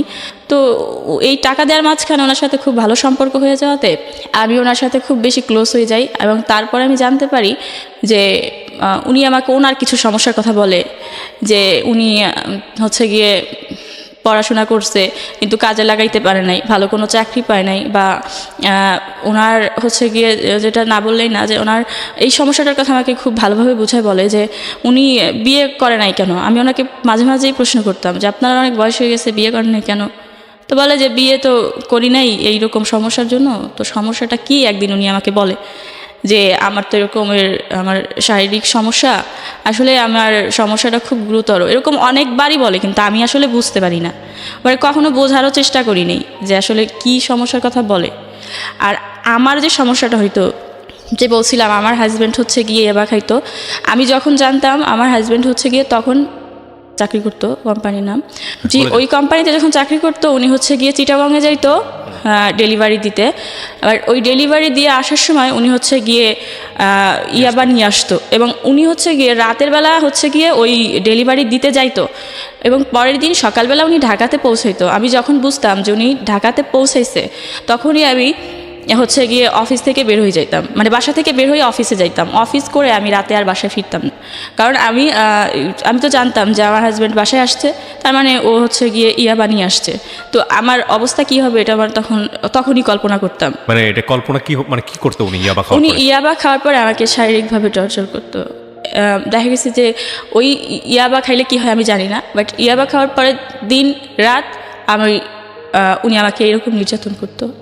তো তারপরে আমি হচ্ছে গিয়ে ইয়াবা যেদিন নিয়ে আসতো, বা উনি যেদিনকে ইয়াবা নিয়ে বাসায় আসতো, সেদিনকে আমি আর হচ্ছে গিয়ে অফিস করে আমি আর বাসায় যেতাম না, মানে ভয়ে বাসায় যেতেন না? ভয়েই বাসায় যেতাম না। আচ্ছা। তো আমার ওই মুহূর্তে আসলে আমি বরাবরই আমার কখনোই কোনো এমন কেউ ছিল না যে যার কাছে আমি একটা দিন বা একটা রাত বা 2টা ঘন্টা থাকবো, এরকম কেউ ছিল না। ওই মুহূর্তে শুধুমাত্র ওই লোকটাই ছিল, যে তাও একটা ছেলে মানুষ, বা ওনার সাথে আমার এরকম একটা সম্পর্ক, বা উনি আবার হিন্দু ছিল। তো আমি আসলে উনি আমার সব কিছু জানতো, কিন্তু এই বিষয়টা আমি ওনার বলি নাই যে আমার হাজব্যান্ড যে এই নিয়ে আমাকে টর্চার করে, বা এই জন্য আমি বাসায় যাব না। হ্যাঁ, অনেক সময় আমি রাস্তায় বসে থাকতাম যে আমি যাব না বাসায়, তো উনি বলতো যে আরে মারবে না, বা তোরে কিছু বললে আমি দেখবো না, তুই যা। কিন্তু আমি ওনাকে বলতাম না যে আসলে সমস্যাটা কী। তো পরে একটা দিন এমন হয় যে আমি এই হচ্ছে গিয়ে উনি যখন সকালে আসে, ওই দিন আমার অফিস বন্ধ, কিন্তু আমি বলি যে আমার অফিস খোলা। তখন আমি গুলশানে চাকরি করি একটা চেকপোস্টে, তো ওখানে ওই চাকরিটা করি। বাট ওই দিনকে আমার অফিস বন্ধ ছিল, কিন্তু আমি বলি যে আমার অফিস আছে, এটা বলে সকালবেলা আমি বাসা থেকে বের হয়ে যাই, কারণ আমার হাজব্যান্ড সকালবেলা আসবে। তো বের হয়ে যাওয়ার পরে সকাল থেকে দুপুর পর্যন্ত আমি হচ্ছে রাস্তায় বসে থাকি। তো বসে থাকার পরে তখন আমার প্রচুর পরিমাণ ক্ষুধা লাগে, আমার কাছে কোনো টাকাও ছিল না, 20 সালের কথা বলছি। তো তখন আমি হচ্ছে গিয়ে বলি যে আমি আর বাসায় যাব না, এখানে বসে থাকবো সারাদিন। বাট রাতের বেলা কোথায় যাবো, এটা নিয়ে আমি খুব টেনশনে ছিলাম। তো আমার কাছে কিছু ছিল না টাকা টোকা। আমি দুপুর পর্যন্ত যখন রাস্তায় বসে থাকি, তখন আমার এই লোকটার কথা মনে পড়ে যে ওনাকে একটা ফোন করি বা বলি, তো যে আমি বাইরে, আমি রাস্তায়। তো আমি ওনার ফোন দিয়ে বলি যে আমি এরকম বাইরে আছি। তো উনি আসে আমার সাথে রাস্তায় দেখা করার পর বলে যে তুই তাহলে আমার বাসায় আয়। আমার তো বাসা এখানেই, আমি তো বাসার কাছাকাছি ওই রাস্তায় বসা ছিলাম তাই। কিন্তু আমি আসলে উনি এমনি বলাতে সিরিয়াস চলে যাই, কারণ আমি তো ওই মুহূর্তে আসলে আমি বাসায় যাব সেটাও ভাবতে পারতেছিলাম না, বা আমি ভাবতেছিলাম যে আমি এখন কি খাবো, বা আমার প্রচুর পরিমাণ পানি পিপাসা হয়েছিল, বা আমি তখন কি করবো আমি বুঝতে পারতেছিলাম না। আমি জানতাম যে উনি একা থাকে ওই বাসায়, উনি একটা ছেলে মানুষ একা থাকে। এই সব কিছু জানা সত্ত্বেও আমি ওনার বাসায় যাই, বা আমি যাইতে চাই। এবং আমি ওনার বাসায় যাওয়ার পরে উনি আমাকে ভাত খাইতে দেয়। হ্যাঁ, একটা কথা যেটা ওই যে শুরু থেকেই বলছিলাম, যে আমি জানতাম যে ওনার সাথে আমার হচ্ছে গিয়ে 17 সালের ডিসেম্বর পরিচয় হয়েছে, বা 20 সালের কথা বলছি আমি এখন। এই পর্যন্ত আমি কোনোদিন শুনি নাই যে উনি হচ্ছে গিয়ে ডাল আর আলু ভর্তা বা ডাল ভর্তা বা এইগুলো ছাড়া আমি কোনোদিনও শুনি নাই যে উনি অন্য কোনো কিছু দিয়ে ভাত খাইছে। তো আমি ওনার বাসায় যাই, উনি আমাকে ওইটা দিয়ে ভাত খাইতে দেয়, যে আলু ভর্তা আর ডাল। তো আমি ভাত খাই, ভাত খাওয়ার পর উনি বলে যে তোর বাসায় দিয়ে আসি চল। আমার বাসায় তো কেউ থাকে না, তাছাড়া আমি ছেলে মানুষ, তোরে তো রাখতে পারবো না, তোর বাসায় দিয়ে আসি চল। কিন্তু তখন আমি বলি যে আমি বাসায় যাব না, আমি ওইখানে থাকতে চাই। তারপর উনি বলে যে এখানে থাকিস না, আর তাছাড়া কেউ দেখলেও সমস্যা হবে, তোর আর আমার সম্পর্কের কথা তো কেউ জানে না, বাট এটা মানুষ তো অন্য চোখে দেখবে বা অন্যরকম হয়ে যেতে পারে, তোরে বাসায় দিয়ে আসি। কিন্তু আমি আসলে বাসায় যাই না, আমি ওখানেই থাকি, এবং আমার ফোন টোন সব কিছু অফ। তারপরে আমি ওখানে থাকি ওই দিন রাতে। ওনার সাথে আমার সম্পর্কটা ওই দিনই খারাপ হয় নাই, ওনার সাথে আমার সম্পর্কটা এরকমভাবে খারাপ হয়েছিল যে আমি যখন ওনার কাছে যাওয়ার পরে আমার মনে হয়েছে যে এই যে একটা আশ্রয় আমার সবেমাত্র আমার জীবনে মিলছে, যে আমি এইখানে এসে হয়তো থাকতে পারবো। কিন্তু তারপর থেকে যেই দিনই মনে হইতো যে আজকে আমার হাজব্যান্ড আসতেছে বা আসবে, ওই দিনই আমি বাসা থেকে পালাই আসতাম বা পালাই এরকম করতাম। তো দেখা গেছে যে আমার হাজব্যান্ডের কাছেও এখন আমি আরও বেশি নির্যাতিত, যে রাতের বেলা কই ছিলি বা কি করছিলি, তখন বলতাম যে আমার অফিসে হচ্ছে গিয়ে নাইট ছিল, রাতের বেলা কাজ করতে হবে, এরকমই বলতাম। যত মিথ্যা ছিল সব বলে বলে বলে বলে আমি এভাবে বাঁচার চেষ্টা করতাম। এবং ওই সময়টাতে আপনি ওখানে স্টে করতেন? জি, আমি ওখানে থাকতাম ওনার কাছে। ইতিমধ্যে যেটা হয় যে আমি বলছিলাম যে এই লোকটার, আমি বারবারই শুনছিলাম যে এর হচ্ছে গিয়ে শারীরিক সমস্যা, কিন্তু শারীরিক সমস্যাটা কি আমি জানতাম না বা আমি বুঝতেও চাইতাম না। যখন এর পাশে আমি থাকতে শুরু করলাম, তখন কিন্তু এর সাথে আমার সম্পর্কটা অন্যরকম। জাস্ট এইটা আসলে কোনো রিলেশন, গার্লফ্রেন্ড বয়ফ্রেন্ডের সম্পর্ক বা বন্ধুত্বের সম্পর্ক বা অবৈধ সম্পর্ক, কোনোটাই নাম দেওয়া যাচ্ছিল না। আমি নিজে নিজে আন্দাজ করতাম যে এটা আসলে কেমন সম্পর্ক। যে আমি ওনার কাছে থাকার পরে আমি এইটা তখন উনি আমাকে দেখায় বা শোনায় বা বুঝায়, বা আমিও বুঝতে শিখি যে ওনার যে আসলে শারীরিক সমস্যা, ওনার এমনই সমস্যা যে উনি বিয়ে করতে চায় না বা বিয়ে করবে না বা বিয়ে করতে পারবে না, এরকম একটা সমস্যা। যেটা দেখার পরে আমি আসলে খুশি হই যে আমি এমন একটা মানুষের কাছে আশ্রয় নিচ্ছি যার এই সমস্যাটা থাকাতে হয়তো আমি অনেক ভালো থাকবো বা আমার কোনো সমস্যা হবে না। যে এই বিষয়টা হচ্ছে এরকম যে আপনি এই সম্পর্কটাকেই ঘৃণা করা শুরু করেছিলেন একসময়, কারণ আপনার জীবনের প্রথম যে ঘটনাটা ঘটে সেটা খুবই অনাকাঙ্ক্ষিত এবং অচিন্তনীয় ছিল। এরপর হাজবেন্ডের কাছে এসেও এটা এক ধরনের, যেটাকে আমাদের আইনগতভাবে বলা হয় মেরিটাল রেপ, মানে বৈবাহিক পরবর্তী জীবনের রেপ। এবং এরপরে আপনার এই ধরনের সম্পর্কের প্রতি এক ধরনের ঘেন্না জন্মে গেছে, সোজা কথা যেটা বলি। ঘেন্না মানে আমার কাছে মনে হতো যে এটা এখন আমার হয়তো একটা রোগ হয়েছে, যে আমার দ্বারা এটা সম্ভবই না, মানে আমি এটা মন থেকে মানতেই পারতাম না, যেটা ওই ছেলেটার মধ্যে ছিল না বলে আপনার ওখানে ভালো লাগা শুরু হয়। ওখানে ভালো লাগা শুরু হয়। স্ট্রেঞ্জ স্টোরি দেখেন, যে আমি ভাবি যে এই লোকটার এই সমস্যাটা নাই, তার মানে 5-10টা ছেলের মতো ও আমার সাথে এমন করবে না। বা ও তো করতে পারবে না। আমি মনে মনে অনেক খুশি হই যে ওর এই সমস্যাটা হয়েছে, ভালো হয়েছে, কিন্তু ও কিন্তু অনেক কষ্ট নিয়ে বলতো আমাকে, বা ওরে আমি এমনিতে অনেক ভালোবাসি। কিন্তু তারপরে আমি দেখতাম যে এই লোকটার এই সমস্যাটা, কিন্তু মানুষ হিসেবে ও এত ভালো। আমার জীবনে যেদিন থেকে আসছে সেদিন থেকে আমার কেয়ার করা শুরু করেছে, যেটা ওইভাবে কেউ কোনো দিন করে নাই। টাকা দিয়ে, খাবার দিয়ে, আবার দেখাশোনা সব কিছু। আমি যে চাকরি করতাম ভিন্ন অফিসে, তখন ওনার অফিস ছুটি হইতো, ওনার অফিস 6টা বাজে ছুটি হইতো, 6টা থেকে উনি হাঁটা শুরু করতো। আমার অফিস রাত 9টায় ছুটি হইতো, সেখানে রাত 9টায় পৌঁছাইতো, তাহলে কতটা দূরত্ব।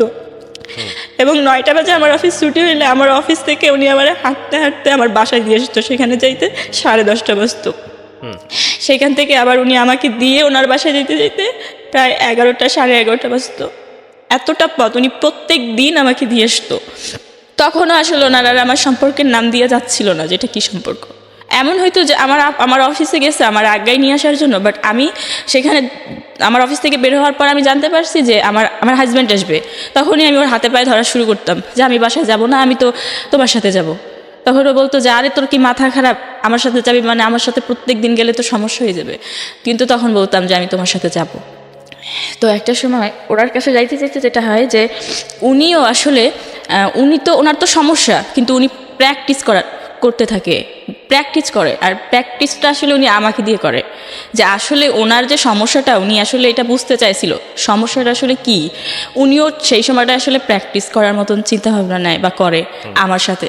কিন্তু সেই মুহূর্তে আসলে এমন হয়েছিল যে আমি তখনও আমার কাছে এটা মনে হইতো যে এটার থেকে আমার হাজব্যান্ডের যে নির্যাতনগুলো আমার সহ্য করতে হইতেছে তার থেকে তো এইটা ভালো, এটা আমার কাছে হয়তো ভালো, কারণ এটা তো খুব অল্প সময়ের জন্য, সাময়িক সময়ের জন্য, বা উনি তো আমার কোনো কষ্ট দিচ্ছে না, এরকম আমার মনে হতো। তখন আসলে আমার এটা মনে হতো না যে উনি আমার সাথে এটা করতেছে তো আমি এখন আসলে চলে যাই বা অন্য কিছু। হ্যাঁ, আমার মাঝে মাঝে মনে হতো যে আমি মরে যাই। আমি মাঝে মাঝে দেখা যেত যে আমি যদি কোনো সময়ও আয়নায় আমার নিজেরে দেখতাম, আমি প্রচুর পরিমাণে কান্না করতাম যে আমার জীবনে কেন এরকম, আমি আমি যেটা চাইতেছি না সেটা কেন বারবার হইতেছে। আমি তো চাইতেছি না আমার শরীর কেউ দেখুক, কিন্তু সেটা কেন দেখতেছে। তো তারপরে আমি ওনার হচ্ছে গিয়ে অনেক বেশি সম্মান করতাম, ওনার অনেক বেশি ভালোবাসতাম। এই ভালোবাসাটা কী ছিল আমি জানি না, কিন্তু ভালোবাসতাম যে উনি একটা ভালো মানুষ। আসলে প্র্যাকটিস করতে করতে তারপরে 20 সালের এপ্রিলে হচ্ছে কি আমি দেখি যে আমি প্রেগনেন্ট আবার। কিন্তু আমি তখন এইটা বুঝতে পারি যে এইটা তো আমার হাজব্যান্ডের না, এটা তো ওই যে উনি আমার সাথে প্র্যাকটিস করতেছে এইটা। তখন আমি কী করব, আমার কাছে কোনো ওরকম মানে সবসময় আসলে আমার কাছে কোনো দিন টাকা থাকতো না। চাকরি করতাম, করার আগেই দেখতাম যে আমি তো বেতনের টাকা থেকে আরও 5,000 টাকা এখন আনতে হবে কোনো খান থেকে, না তো আমার বাসা ভাড়া বা আমি যে টাকা দিতে হবে এটা তো আমি দিতে পারতেছি না। তো সবসময় 5,000 টাকা কমই থাকতো, 6,000 টাকা কমই থাকতো, কোনো দিন 1 টাকা বেশি থাকতো না। তার মানে এটা তো আমার কাউরে না কাউরে জানাইতেই হবে। তো সেই সময় ওনাকে জানাই যে আমি এরকম। তো উনি ব্যাপারটা খুব সহজেই মাইনা নেওয়ার পর উনি বলে যে আচ্ছা ঠিক আছে, তুই হচ্ছে গিয়ে আবার মাফ করে দে, তুই অ্যাবর্শন করা, আর যত টাকা লাগবে আমি দিব। পরে উনি অ্যাবর্শনের জন্য এক জায়গায় কথা বলতে বলে, আর এমন একটা জায়গায় কথা বলতে যাই যেই ক্লিনিকে আসলে আমার পরিচিত একটা আপু চাকরি করে, মানে উনি হচ্ছে গিয়ে ওই নার্সদের সাথে কাজ করে, ওই আপু কাজ করে। আমি যখন বলার পর বলে যে তোমার এটা তো করবা ঠিক আছে, কিন্তু ভাইবা চিন্তা দেখছো, তোমার হাজব্যান্ডকে বলছো, এরকম বলে। তো উনি বলে যে তোমার হাজব্যান্ডকে নিয়ে আসো, তার সাথে আগে কথা বলি, তারপরে এটা করবা কি না একটা ডিসাইড করবো আমরা। পরে আমি বলি আমার হাজব্যান্ডের তো দরকারটাই, আমি বলছি আমি করব না। বলে তোমার দরকার না হলেও আমাদের দরকার আছে, হাজব্যান্ডের সাথে আগে কথা বলতে হবে। তখন আমি আর রাগ করে যাই না, কারণ হচ্ছে আমার হাজব্যান্ডটা তো আমি জায়গায় নিতে পারবো না, উনি তো আমার হাজব্যান্ডটা চিনে। তো সেই মুহূর্তে আমি এখন কিভাবে নিব, কাকে নিব, তো ওইটা আমি তখন হচ্ছে গিয়ে এড়াই যাই বিষয়টা। এই বিষয়টা তখন আমি আর মাথায় নিই না, যে আমার জীবনে যা আছে হবে। আমি আর এত কষ্ট সহ্য করতে পারতেছিলাম না ওই মুহূর্তে, এই বিষয়টা আমি পুরো বাদ দিয়ে দিই। হ্যাঁ, আমার মনের মধ্যে সবসময় আমার জ্বালাতন করতো যে এটা আমি ভিতরে আছে, আমি এখন এটা কি করব, কিন্তু কিছু করতে পারতেছিলাম না সেই মুহূর্তে। টাকা, সাপোর্ট, আরও অনেক কিছুর দরকার, এবং আমার চাকরিটাও তখন চলে যাবে যদি আমি করতে চাই। তো তারপরে এই সব কিছুর ভয় আসলে করি না। তখন এইটা থাইকা যায়। যখন এটা 5.5 মাস হয় তখন হচ্ছে গিয়ে আমি ওনারে বলি যে আমি তো ওইটা অ্যাবর্শনটা করাইছিলাম না। অ্যাবর্শনটা ওনাকে কিন্তু জানাইছিলাম যে হ্যাঁ করে ফেলছি, কিন্তু করছিলাম না অ্যাবর্শনটা। যখন 5.5 মাস হয় তখন ওনাকে বলি যে আমি অ্যাবর্শনটা তো করাই নেই। তখন উনি বলে কি বলতেছিস, তুই কি বলতেছিস, তুই এখন পর্যন্ত অ্যাবর্শন করাস নাই? উনি অনেক উত্তেজিত হয়ে যায়। তখন আমি বলি যে হ্যাঁ আমি অ্যাবর্শনটা করাই নাই, আমি এটা করাইতে পারবো না। উনি বলতেছে যে কারণ কি? আমি বললাম যে আমি তো ওইখান থেকে ওরা বলে যে হাজব্যান্ডরে লাগবে, এই সেই, আমি হাজব্যান্ডরে কোত্থেকে নিয়ে যাব বা কি। তখন উনি খুঁজতে থাকে যে কোথায় অ্যাবর্শনটা করানো যায়, কিন্তু উনি খুঁজে কোথাও করতে পারে না। 5.5 মাসের কেউই অ্যাবর্শন করতে চায় না, করবে না বলে করব না। তা আমার তো ওনার বাসায় যাওয়া আসা ছিলই। তো আমি এর মধ্যে এই প্রেগনেন্টটা যখন হয় তখন আমি আসলে একটু মানে আমার নিজের প্রতিও কেমন যেন একটা ঘেন্না হয় বা ওনার প্রতিও একটু অন্যরকম হয়ে যায় যে এরকমটা আবার হয়েছে। তো পরে হয় যে যেটা হয় যে যার কারণে এই অ্যাবর্শনটা আমি করানোর খুব বেশি তাগিদ দিতাম না যে আমি লাগলে মরে যাব বা এরকম কিছু, কিন্তু আর এইসব করতে যাব না বা নিজের জন্য আর কিছু করব না। তো তারপরে উনি হচ্ছে গিয়ে এক জায়গায় কথা বলার পরে কাজ হয় না। পরে উনি আমার হাতে পায়ে ধরে যে তুই এই অ্যাবর্শনটা করা, আমার ভুল হয়ে গেছে, আর তুই এই অ্যাবর্শনটা করা, দেখ কোথাও অনেক টাকা নিয়েও বা কোনো কিছু করে যদি করে। পরে আমি এক জায়গায় কথা বলার পরে বলে যে এটা তো আর এখন ওইভাবে হবে না, এটা এখন ডেলিভারির মতোই হবে, যেহেতু অনেক বেশি সময় হয়ে গেছে, তো সেই রিস্ক নেবে কে? তুমি সেই রিস্ক নিয়ে যদি কিছু হয় আমরা দায়ী না, আর তুমি করতে পারো। আর এটা আমার ক্লিনিক জানবে না, মানে আমি এই মেডিসিনটা তোমাকে বাইরে থেকে দিব এবং আমি সব কিছু তোমাকে বলে দেব, তুমি কোথায় গিয়ে করবা এটা তুমিই ভালো জানো, আমি জানি না। তো তখন আমি ওনাকে বলি যে আসলে এই মেডিসিনটা ইউজ করার পরে আমার কি হবে আমি তো জানি না, কিন্তু আমার তো বাসায় যাইতে পারবো না, তো এখানে আমার একটা রাতের জন্য রাখেন, যেহেতু আপনি এই অ্যাবর্শনটা করাবেন এবং উনি 10,000 টাকা নেবে। তো 10,000 টাকা আপনি নেবেন বা আপনিই করাবেন, তাহলে আমার জীবনের রিস্ক নিতে হবে না, আমি মারা গেলে সমস্যা নেই, কিন্তু যদি আমি থাকবো কোথায় বা এটা অ্যাবর্শনটা কোথায় করাবো? যদি এখানে করানো সম্ভব হয় তাহলে এখানে একটু করার। তখন উনি বলেন না, এসব আমি আমার এখানে করাই না। ওটা ছিল ওনার বাসা। তো উনি ওই মেডিসিনগুলো আমাকে দিয়ে দেওয়ার পর উনি বলে যে তুমি এবার বাসায় চলে যাও, কোথায় যায় করাবা সেখানে চলে যাও, বাট তুমি অল্প সময়ের মধ্যে চলে যাবা যেখানেই যাও। তো তখন আমি হচ্ছে গিয়ে ওনাকে ফোন করে বলি যে আমি খুব অসুস্থ, আমি তো ওই মেডিসিনগুলো নিছি, এখন আপনি কোথায় আছেন, খুব অল্প সময়ের মধ্যে আমার নিয়ে যান। তো উনি খুব অল্প সময়ের মধ্যেই এসে নিয়ে যায়। আর উনি আমাকে নিতে আসার পরে আমার আর কোনো জ্ঞান থাকে না। উনি আস্তে আস্তে 20 মিনিটের বেশি হয়ে গেছিলো, কিন্তু সেই সময় আমার কোনো জ্ঞান থাকে না। উনি আমাকে পরে মানে প্রথমে সিএনজিতে যখন দেখে যে প্রথমে রিক্সায় যখন দেখে যে আমার কোনো জ্ঞান নাই, তখন উনি হচ্ছে গিয়ে খুব ভয় পায় যে কেউ যদি দেখে যে একটা মেয়ের জ্ঞান নাই তারে নিয়ে যাচ্ছে তো উনি বিপদে পড়বে। এই কারণে পরে উনি রিক্সা ছাইড়া দিয়ে সিএনজি করে উনি ওনার বাসায় আমার নিয়ে যায়। ওনার বাসায় নিয়ে তারপর উনি আমার মানে শোয়াই রাখার পরে 2-1 ঘন্টা পরে হচ্ছে গিয়ে আমি অসুস্থ হই। এর মধ্যে আমার কোনো জ্ঞান ছিল না। তো তারপরে হচ্ছে গিয়ে 2-1 ঘন্টা পরে যখন আমি দেখি যে আমার খুব পেইন হচ্ছে, আমি খুব অসুস্থ, তখন ওনারে ছাড়া তো আমি আমার পাশে আর কাউকে দেখতে পাই না। আর যত সহযোগিতা যা হেল্পের প্রয়োজন ওনার কাছ থেকেই নিয়েছি, বা ওনারই আমি ওইভাবেই সব কিছু বলি যে আমার এরকম লাগতেছে বা আমি হয়তো বাঁচবো না আর, বা এরকম বলি। তো বলার পরে হচ্ছে গিয়ে ওই অ্যাবর্শনটা ওনার বাসাই হয়। একটা কথা আমি বলতে ভুলে গেছিলাম, আমি যে ওই অ্যাবর্শনটা করাই ওটা তো 5.5 মাস প্লাস ছিল। যেদিন আমি অ্যাবর্শনটা করাইতে চাই তার 2-3 দিন আগে থেকে আমি প্রত্যেক দিন স্বপ্ন দেখতাম যে একটা ছোট বাবু আমার গলা টিপে ধরতেছে, আমাকে মাইরে ফেলতে চায়। তো আমি ওই কথাটা ওনারে বলছিলাম বারবার যে আমি অ্যাবর্শনটা ওই মুহূর্তে যেটা 2-3 দিন যখন আমি স্বপ্ন দেখি যে একটা ছোট্ট বাচ্চা হাঁটতে পারে না কিন্তু আমারে মাইরে ফেলতে চায়, ঠিক ওই মুহূর্তে আমি বুঝতে পারি যে হয়তো অ্যাবর্শনটা আমি করাটা ঠিক হবে না, বা এই অ্যাবর্শনটা যদি আমি না করাই হয়তো অনেক ভালো হবে। এক কথা আমার ভালো হবে না, কিন্তু আমি ওই বাবুটার বাঁচাতে চাই। কিন্তু তখন ওই বাবুটার জন্য আমি হচ্ছে কি এই প্রথমবার এই সিদ্ধান্ত, যেটা আমি কোনোদিন নিজেও জানতাম না যে এই প্রথম বাচ্চার বয়স কত তখন আমার বাবুর বয়স হচ্ছে 3.5 বছর প্লাস। 3.5 বছর, এবং ও তো বাবার সঙ্গেই থাকতো? জি না, আমার মায়ের সঙ্গে মায়ের সঙ্গে থাকতো। আপনার প্রথম হাজবেন্ড কি জেনেছিল যে সেকেন্ড বাচ্চাটা তার না, এর কি জেনেছিল? না, না, সেও জানতো না। সে জানতোই না। সেও বলেছে অ্যাবর্ট করার জন্য, সে জানতো তার বেবি? না, সে জানতোই না সে যে কিছুই আমি জানতো না? প্রেগনেন্ট। হ্যাঁ, সে জানতোই না, আচ্ছা সেটা বলেই নেই। আচ্ছা, তো আপনি সেকেন্ড বাচ্চাটা অ্যাবর্ট করলেন, তখন তার সাথে আপনার কি সম্পর্ক? ফার্স্ট হাজবেন্ডের কি সম্পর্ক? দূরত্ব? সম্পর্ক জাস্ট দূরত্ব। উনি যে আমার হাজবেন্ড এইটাই আমি জানি না, জাস্ট আমি তার ঘরেই থাকতেছি, কিন্তু সে আসলেই পালাই বাড়াইতেছি, তাহলে তার সাথে আমার সম্পর্কটা কেমন হইতে পারে? সেও এক পর্যায়ে দেখা যাচ্ছে যে বলতেছে যে আমার রাখবে না বা ছেড়ে দিবে, বা বলতেছে যে কোনো সময় বলতেছে যে কালকে যেন আইসা দেখি যে তুই বাসায় নাই, তুই কোথাও চইলা যাইস।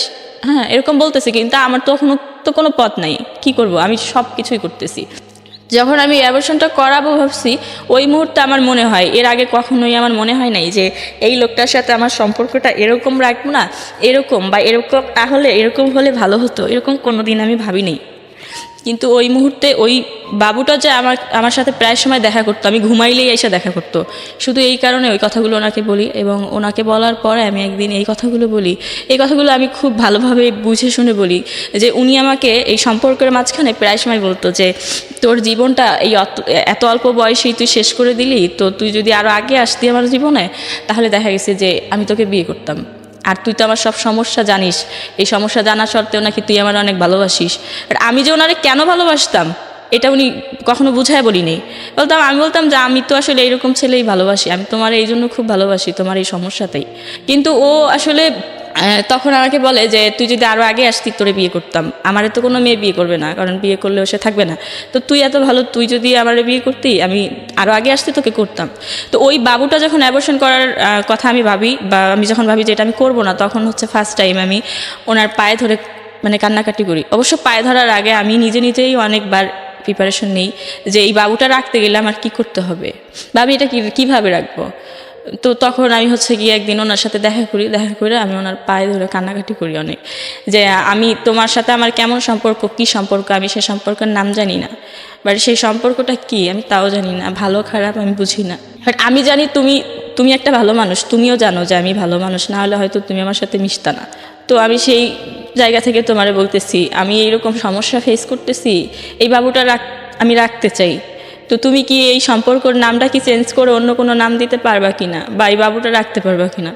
বা আমি ওরা এরকমটা বলি, যদি তুমি অন্য কোনো সম্পর্কের নাম দিতে না পারো, তাহলে তুমি তো বলছিলা যে তোমার বড় ভাইয়ের নাকি বাচ্চা হয় না, তো বাবুটা এবার রাখার মতো সুযোগ দাও, তারপর তোমার বড় ভাইয়ের নাইলে বাচ্চাটা দিয়ে দিও।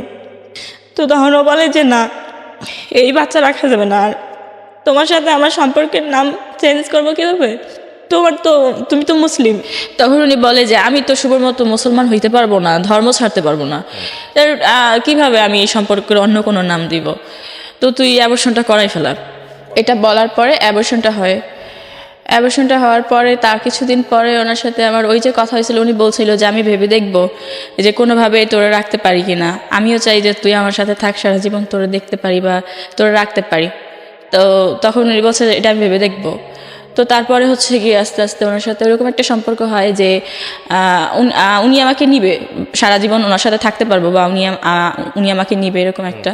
কিন্তু এখানে ধর্ম নিয়ে একটা কথা হয়েছিল যে উনি বলছিল যে হচ্ছে গিয়ে আমি তো মুসলমান হইতে পারবো না, বাট এরপরে আবার উনি বলছিল যে হ্যাঁ ধর্ম কোনো বিষয় না, কিন্তু আমার ফ্যামিলির কখনো এটা জানাইতে পারবো না যে আমি এরকম হয়েছি, বা এরকম শুভ যেরকম সব মানুষে জানাইছে বা এরকম করছে, এরকম আমি কিছু কখনো জানাইতে পারবো না।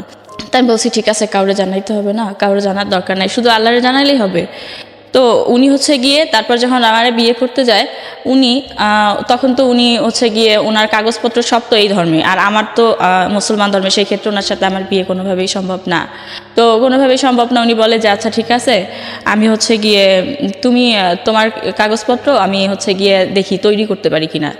তো উনার হচ্ছে গিয়ে আমি এগুলো জানতাম না, উকিলের মুহুরি ওনার হচ্ছে গিয়ে বন্ধুর মতো, তার সাথে সব কিছু শেয়ার করার পরে আমার বার্থ সার্টিফিকেট তৈরি করে ফেলে। বাট আমার ঠিকানা বা আমার কোনো কিছু না, উনি আমার জাস্ট এটা প্রমাণ করতে চায় যে আমি হিন্দু, ঠিক আছে, এরকম একটা বার্থ সার্টিফিকেট তৈরি করে ফেলে। তারপরে ওই বার্থ সার্টিফিকেট দিয়ে ওনার সাথে আমার বিয়ের কাগজটা আর কি, ওই বার্থ সার্টিফিকেটগুলো বা আমার ছবি টবি সব কিছু যখন ওই মুহুরির কাছে দেওয়ার পরে উনি হচ্ছে গিয়ে আপনার এই বিয়ের কাগজটা তৈরি করে ফেলে। এবং বিয়েটা হচ্ছে হিন্দু ধর্ম, মানে আমি পড়ার পর দেখি যে বা আমি যখন সিগনেচার করি তখন আমি দেখি যে বিয়েটা আসলে হিন্দু ধর্ম অনুযায়ী হয়েছে বা হিন্দু এরকম একটা।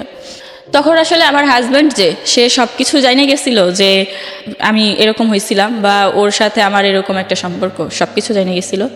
তো সেই মুহূর্তে সে শুধু বলতেছে, সে তো আগেও সবসময় বলছে যে তুই চইলা যা, আমি যেন বাসায় এসে তোরা না দেখি, এরকমটা বলতো। তো সেই মুহূর্তে হচ্ছে গিয়ে আমি একদিন উনি হচ্ছে গিয়ে করে যে আমার সমস্ত কাপড় চোপড় সব কিছু যা কিছু থাকে সব ময়লার ঝুড়িতে নিয়ে ফেলাই আসে যে তুই আর এই বাসায় থাকবি না। আমি বাসায় এসে যদি তোরে না পাই তাহলে তুই থাকলেই কি না থাকলেই কি, তো তোর দিয়ে তো আমার কোনো লাভ হবে না, তার চেয়ে ভালো তুই কোথাও চলে যা। তো ওই মুহূর্তে আমি চলে আসি ওনার কাছে এবং ওনার কাছে চলে আসি। সেই দিন ওনারে বলিনি, শুধু বলছিলাম যে আমি তো অনেক সমস্যার মধ্যে আছি, আমি মরে যাওয়ার পরে আর আমার নিলে কি হবে, আমি বাইসে থাকতে থাকতে চেষ্টা করে দেখেন একবার আমার নেওয়া যায় কি না।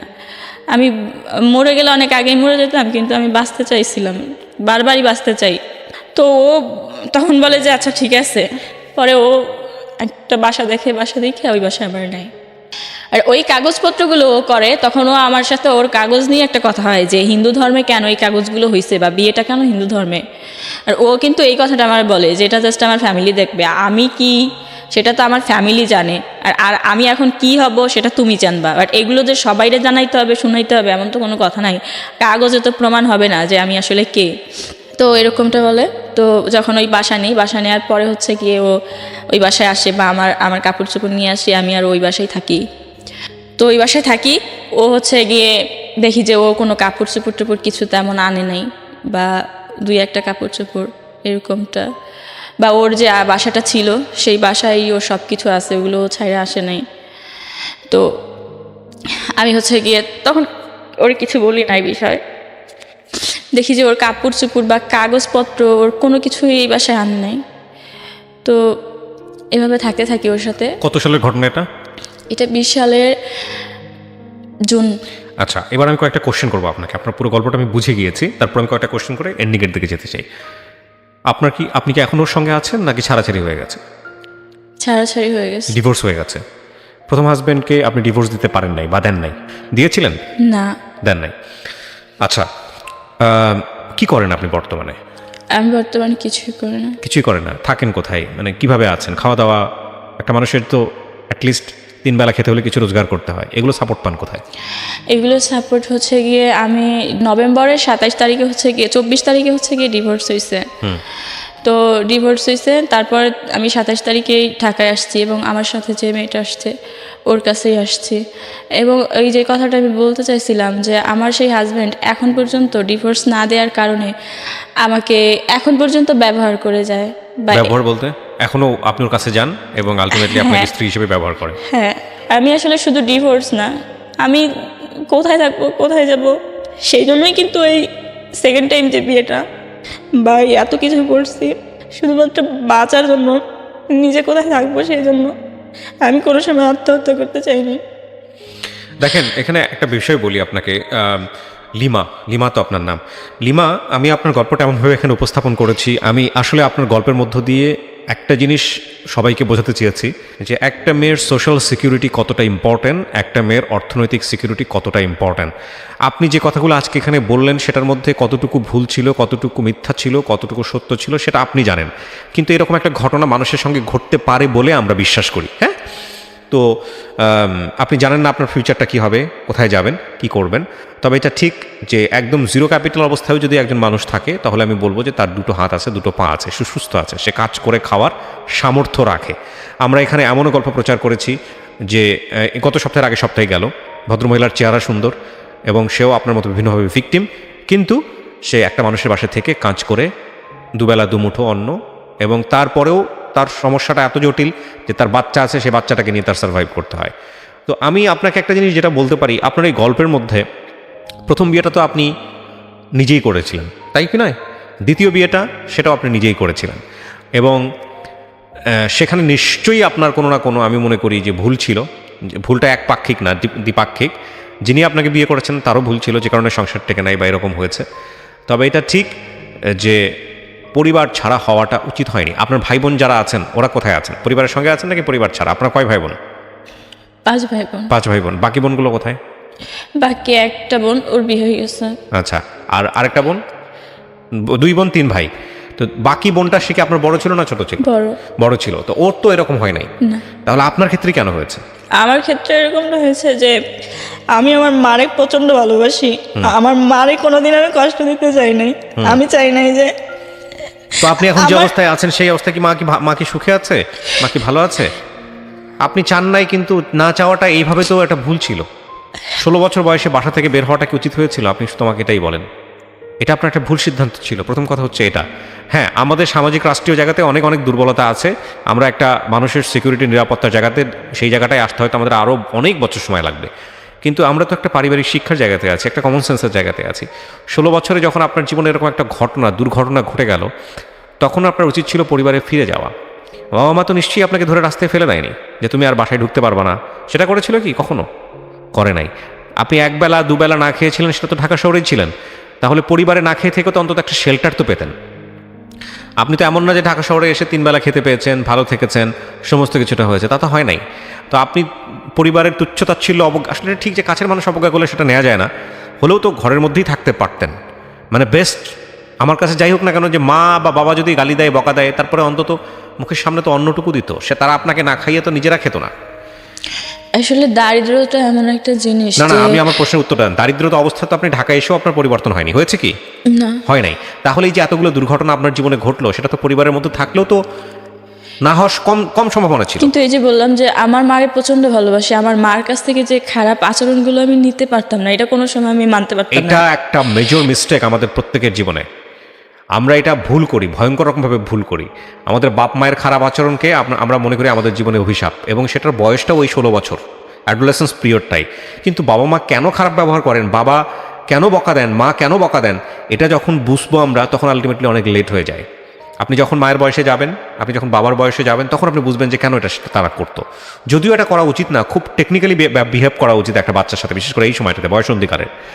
তো এটা আপনার সাথে করা হয়নি। কিন্তু এটাও তো একটা অনেক বড় শিক্ষা যে ঘর ছেড়ে এসে একটা ছেলেই যেখানে নিরাপদ না, একটা মেয়ে সেখানে আমাদের সামাজিকতায় কতটা অনিরাপদ হতে পারে। এই যে আপনার জীবনে এতগুলো দুর্ঘটনা ঘটে গেছে, আপনার একটা বাচ্চা আছে, আপনি জীবনে ভয়ঙ্কর রকমভাবে কষ্ট পেয়েছেন দ্বিতীয় সম্পর্কে এসে, আপনার একটা বাচ্চা অ্যাভয়েড করতে হয়েছে। নট অনলি দ্যাট, আপনার একটা আনস্টেবল লাইফ, আপনার একটা কি হবে কি করবেন আপনার এরকম একটা জীবন। এবং পুরো জীবনে আমাদের সামাজিকতায় একটা মেয়ের বিয়ে হয়ে যাওয়া মানে হলো ধরে নেওয়া হয় যে তার লাইফটা ওখানে। ওই যে আপনাকে বলেছিল যাই করুক না কেন, আপনার মা তো বলেছে না যাই করুক না কেন এখানেই থাকতে হবে, রাইট? মা বলেছে না? এটা আমাদের পারিবারিক শিক্ষা, এবং এই শিক্ষা থেকে আপনি কখনোই বের হয়ে আসতে পারবেন না। আপনার এখন বয়স কত বলেন? 22 বছর প্লাস। 22 বছর প্লাস। 22 বছরের একটাই প্লাস পয়েন্ট, সেটা হচ্ছে 22 বছরের জীবনে আপনি তো লেখাপড়া বেশি দূর করতে পারেননি। আপনি বলেছেন আপনি মাদ্রাসায় কারিয়ানা পড়েছেন। সেই জায়গাটা থেকে আপনার একটা সুবিধা আছে, সেটা হচ্ছে যে আপনার শরীরে শক্তি আছে। আপনি চাইলে এখন যেভাবেই হোক পরিশ্রম করে, গার্মেন্টসে হোক বা অন্য কোথাও হোক, কাজ করে দুবেলা দুমুঠো অন্ন জোগাড় করতে পারবেন নিজের জন্য। এটা ঢাকা শহরে খুব একটা কঠিন কোনো কিছু না। প্রথম কথা হচ্ছে এইটা। কাজ নাই ঢাকা শহরে, কেউ আপনাকে কাজ দিচ্ছে না, এইটা আমি বিশ্বাস করব না, ডেফিনেটলি করব না। আপনি যে পরিমাণ অভিজ্ঞতা নিয়েছেন ঢাকা শহরে এসে, তাতে একটা প্রতিষ্ঠানে কোনো না কোনোভাবে কাজে আপনি ঢুকে যেতে পারবেন। এবং একইভাবে এটাও ঠিক, আপনি আপনার জীবনের বিভিন্ন ঘাত প্রতিঘাত দিয়ে আপনি কি বলা যেতে পারে, আপনি কিন্তু বুঝেছেন কোন মানুষ খারাপ, কোন মানুষ ভালো। আল্লাহর দুনিয়ায় সব মানুষ খারাপ, এটাও আমি মানব না।